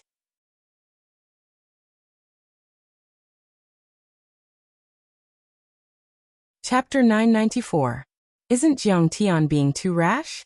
Chao Shixiang looked at the information on the reclusive royalty, shook his head, and sighed. At this time, the enemy is right in front of us. We should unite all the forces that can be united. Reclusive royalty's strength can't be underestimated. When they received the news from Jin Sohyun, the reclusive royalty had different expressions and reactions. At the headquarters of the Moon in the Sky group, the Holy See is probably going to fight back crazily this time. They might even go all out. The martial demon lady wore a set of battle uniform with a soft armor covering her body. She looked like a female general who was going to war.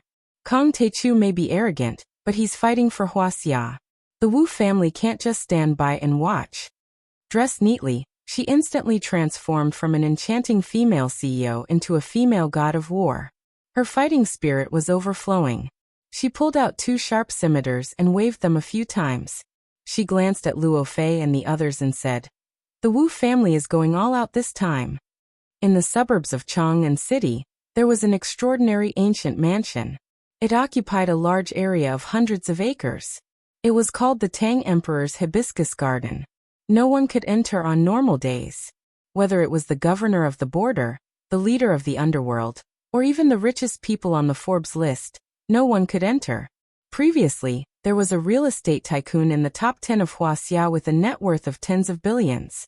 He wanted to buy this mansion and use force. But that real estate tycoon died inexplicably less than an hour later.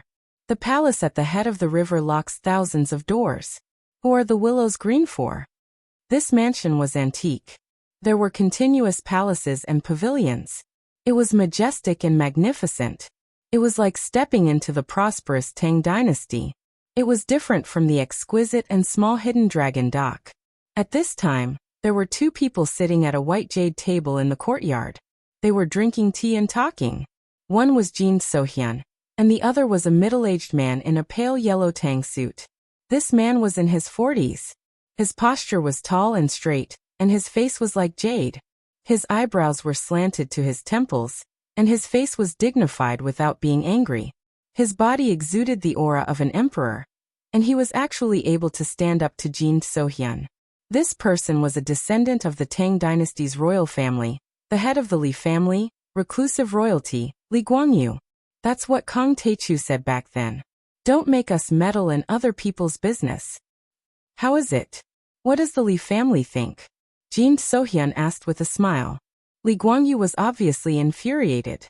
He slammed his palm on the stone table, and immediately, a ghastly crack spread out.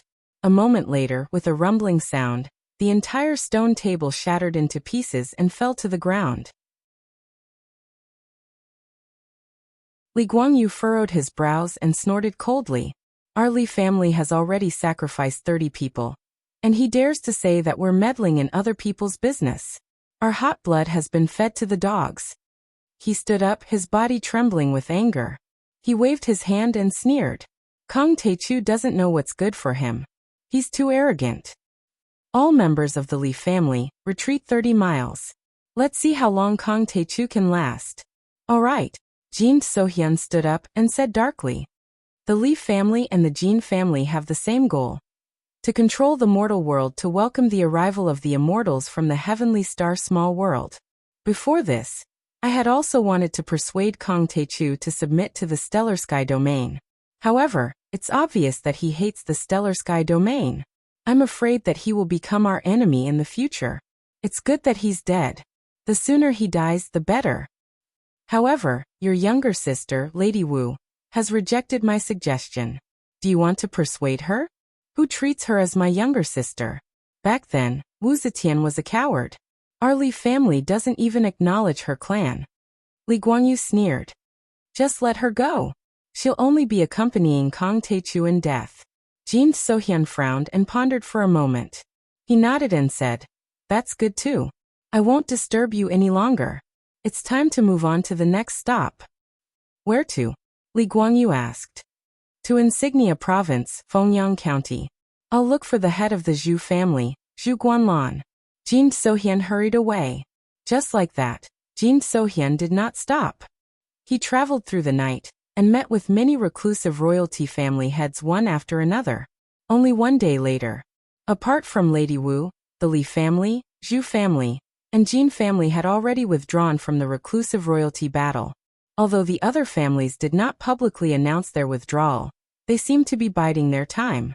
After Jin Sohyun left, the Nalan family immediately started construction. They built a mausoleum and placed Nalan Iran's ashes in it. The memorial tablet was also placed in the family's ancestral hall. Mom, your daughter has fulfilled your last wish. I hope your spirit in heaven can smile. With Jiang Tian's help, Zhao Xueqing bowed 3 times to her mother's tombstone with tears in her eyes. Jiang Tian, I am so dizzy. At night, Zhao Xueqing's face turned pale, and she fainted once. If it weren't for Jiang Tian's quick action, she would have fallen to the ground. Jiang Tian scanned with his divine sense and found that Qingyer's physique was even weaker.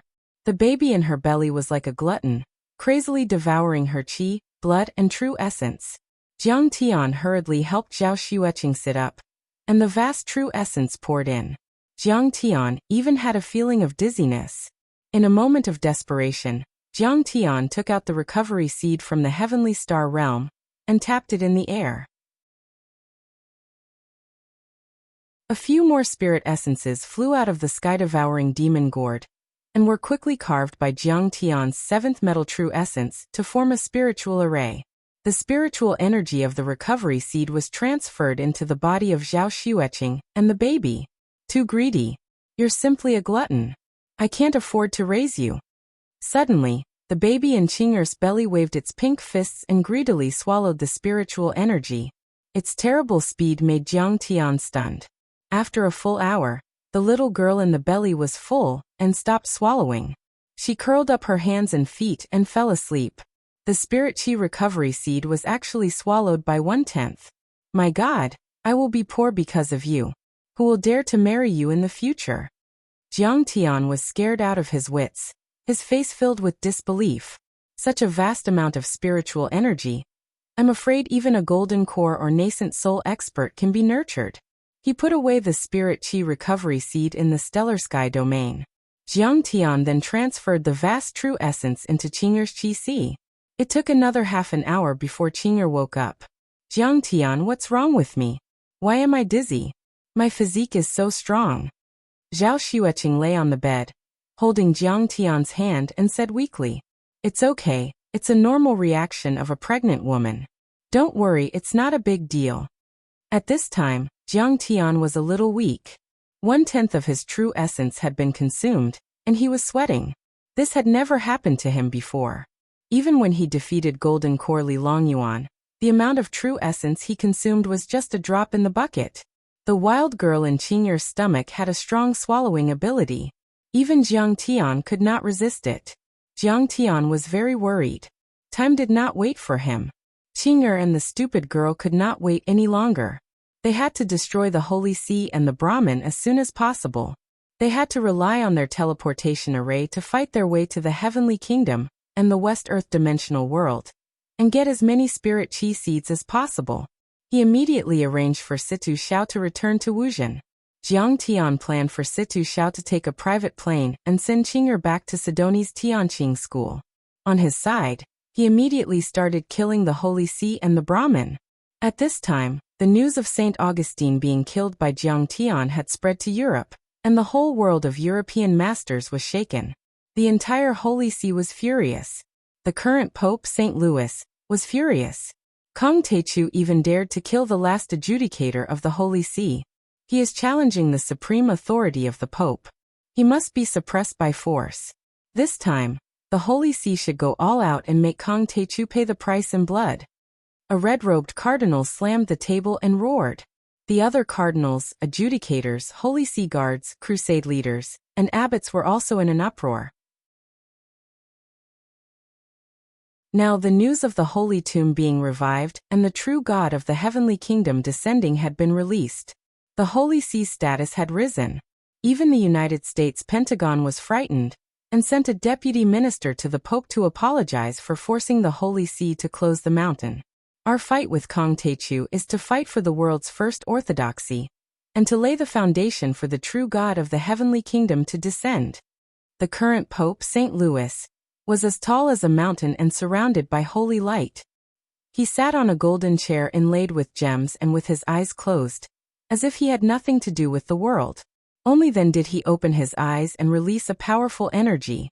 He said in a deep voice, "It's time to release the news." "Should we release it together with the Brahmin?" a bishop in council asked. "Of course." The current Pope's eyes shone brightly as he said coldly, "This is the only way to convince people. The world is about to change, the dimensional world is about to attack, and the gods are about to descend. Only by believing in the Holy See can we atone for our sins and be saved. This way we can more easily accept believers and the power of faith, and completely isolate Kong Teichu." "Yes," everyone hurriedly responded. Once this news was released, it would be a trump card for Jiang Tian. The Wuxia royal family would immediately retreat from the battlefield. Only Kong Teichu, Tianqing School, and the Wuxia Long Formation were no match for the Holy See. In addition, the Holy See Crusade and the 6 great monasteries will immediately go to the east and join forces with the Brahmin believers to kill Kong Teichu and annihilate Tianqing School. St. Louis's eyes were like lightning as he roared with murderous intent. "I want to kill Kong Teichu and show the world who is the first orthodoxy on this planet."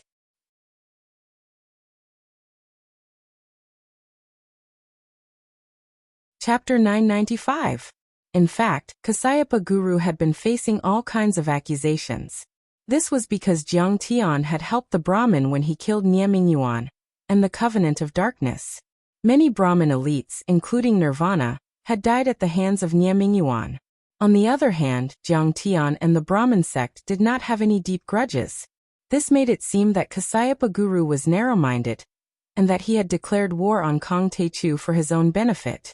However, in the face of the crowd's mockery, Master Jiayi suddenly threw out an earth-shattering news.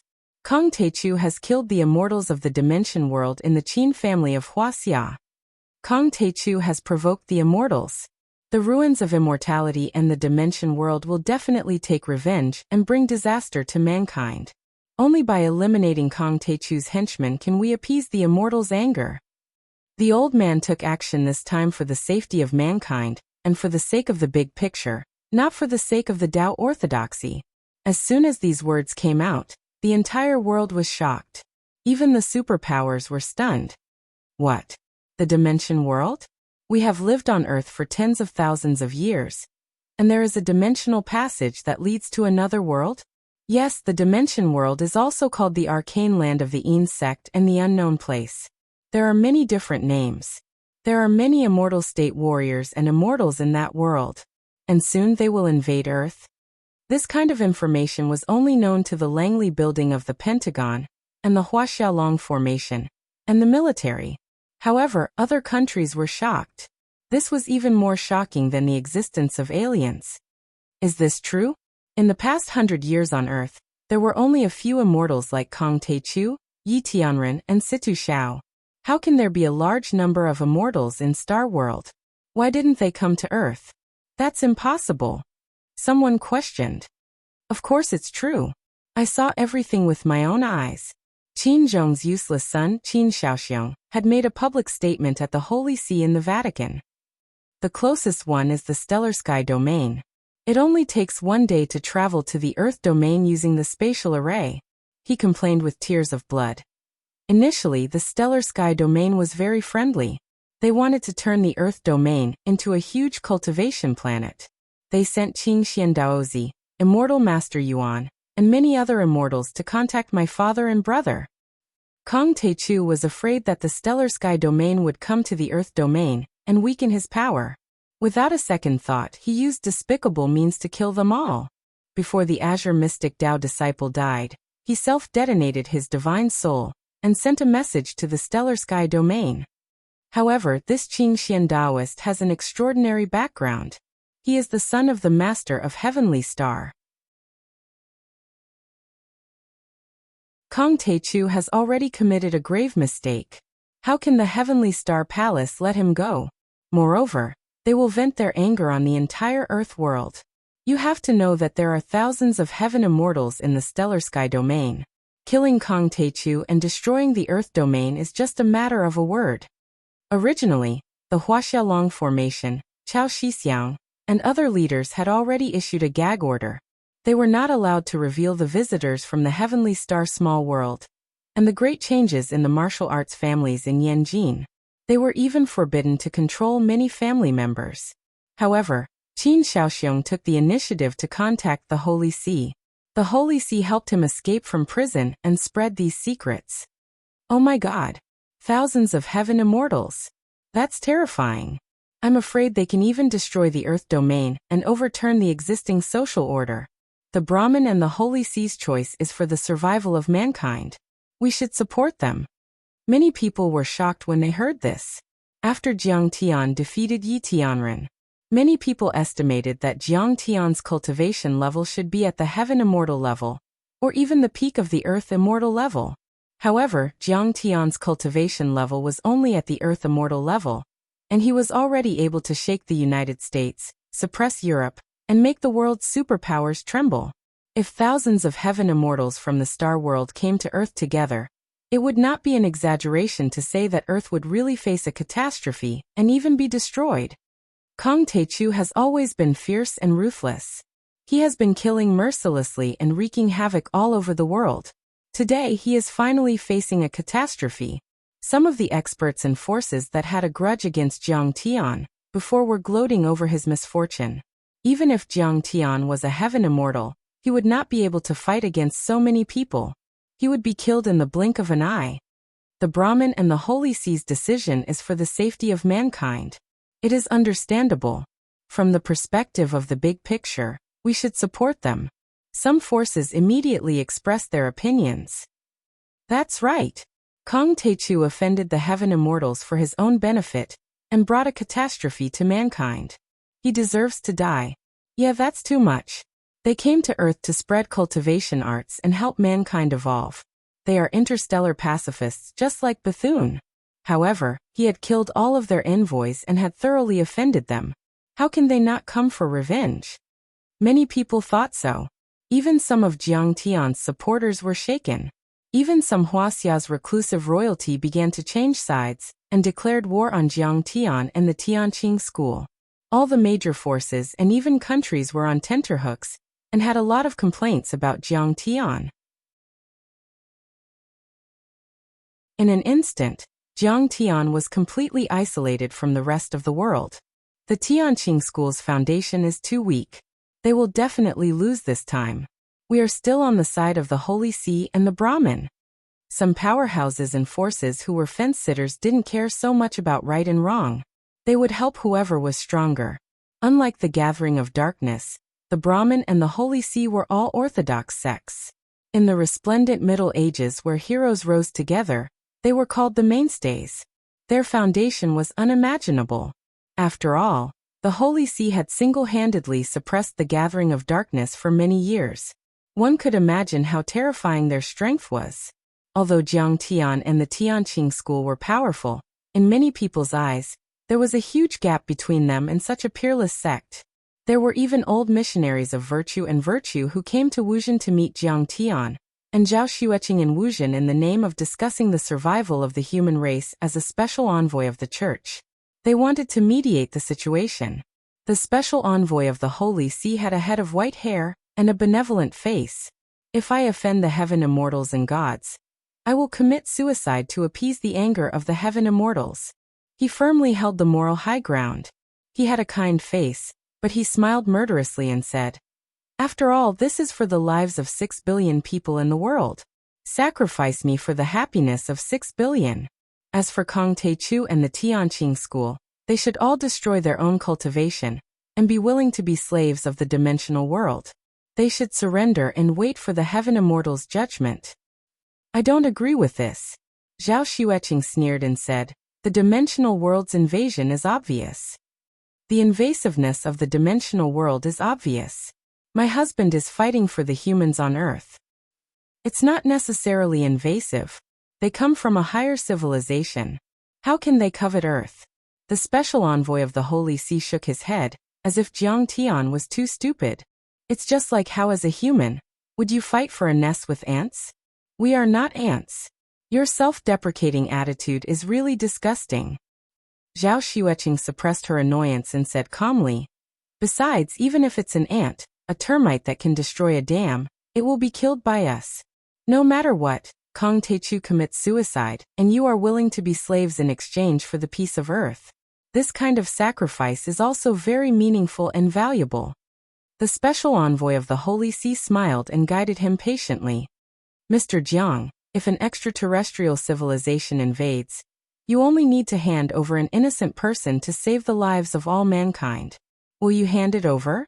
"No," Jiang Tian said resolutely. "Then what will you do?"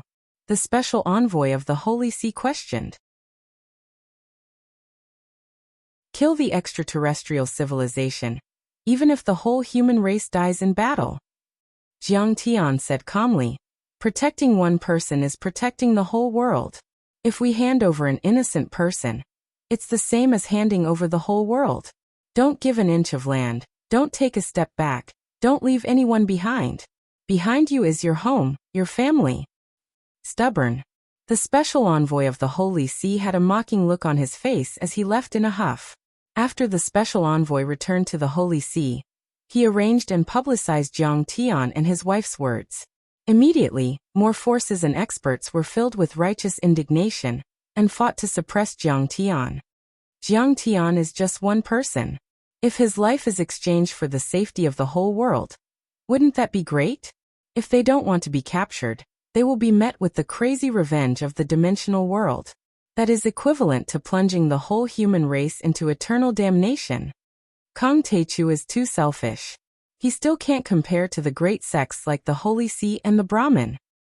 Kong Teichu should be charged with crimes against humanity. We must eradicate Kong Teichu and his henchmen before the dimensional world invades. Many experts clamored.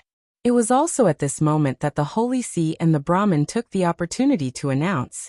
The former Pope, the first Bishop in Council of the Holy See, the veteran Holy King, Saint Laurent led the 6 great monasteries and the crusade to the east to eliminate Kong Teichu and the Tianqing school. The first disciple of the Brahmin Kasyapa Guru, the current leader of the sect, the little guru of suffering, led the army of believers to the north. Both sides gathered a total of 3,000 experts and rushed to the east. Their momentum soared, and their killing intent surged. You're tuning in to the Li Mei's Wuxia Whispers YouTube channel. We're so grateful for your support, and don't forget to subscribe to join us on this incredible journey through captivating stories. Your generosity through donations truly makes a world of difference, as it's the primary source of revenue that allows me to expand and enhance this channel for you. Thank you from the bottom of my heart for being a part of this adventure.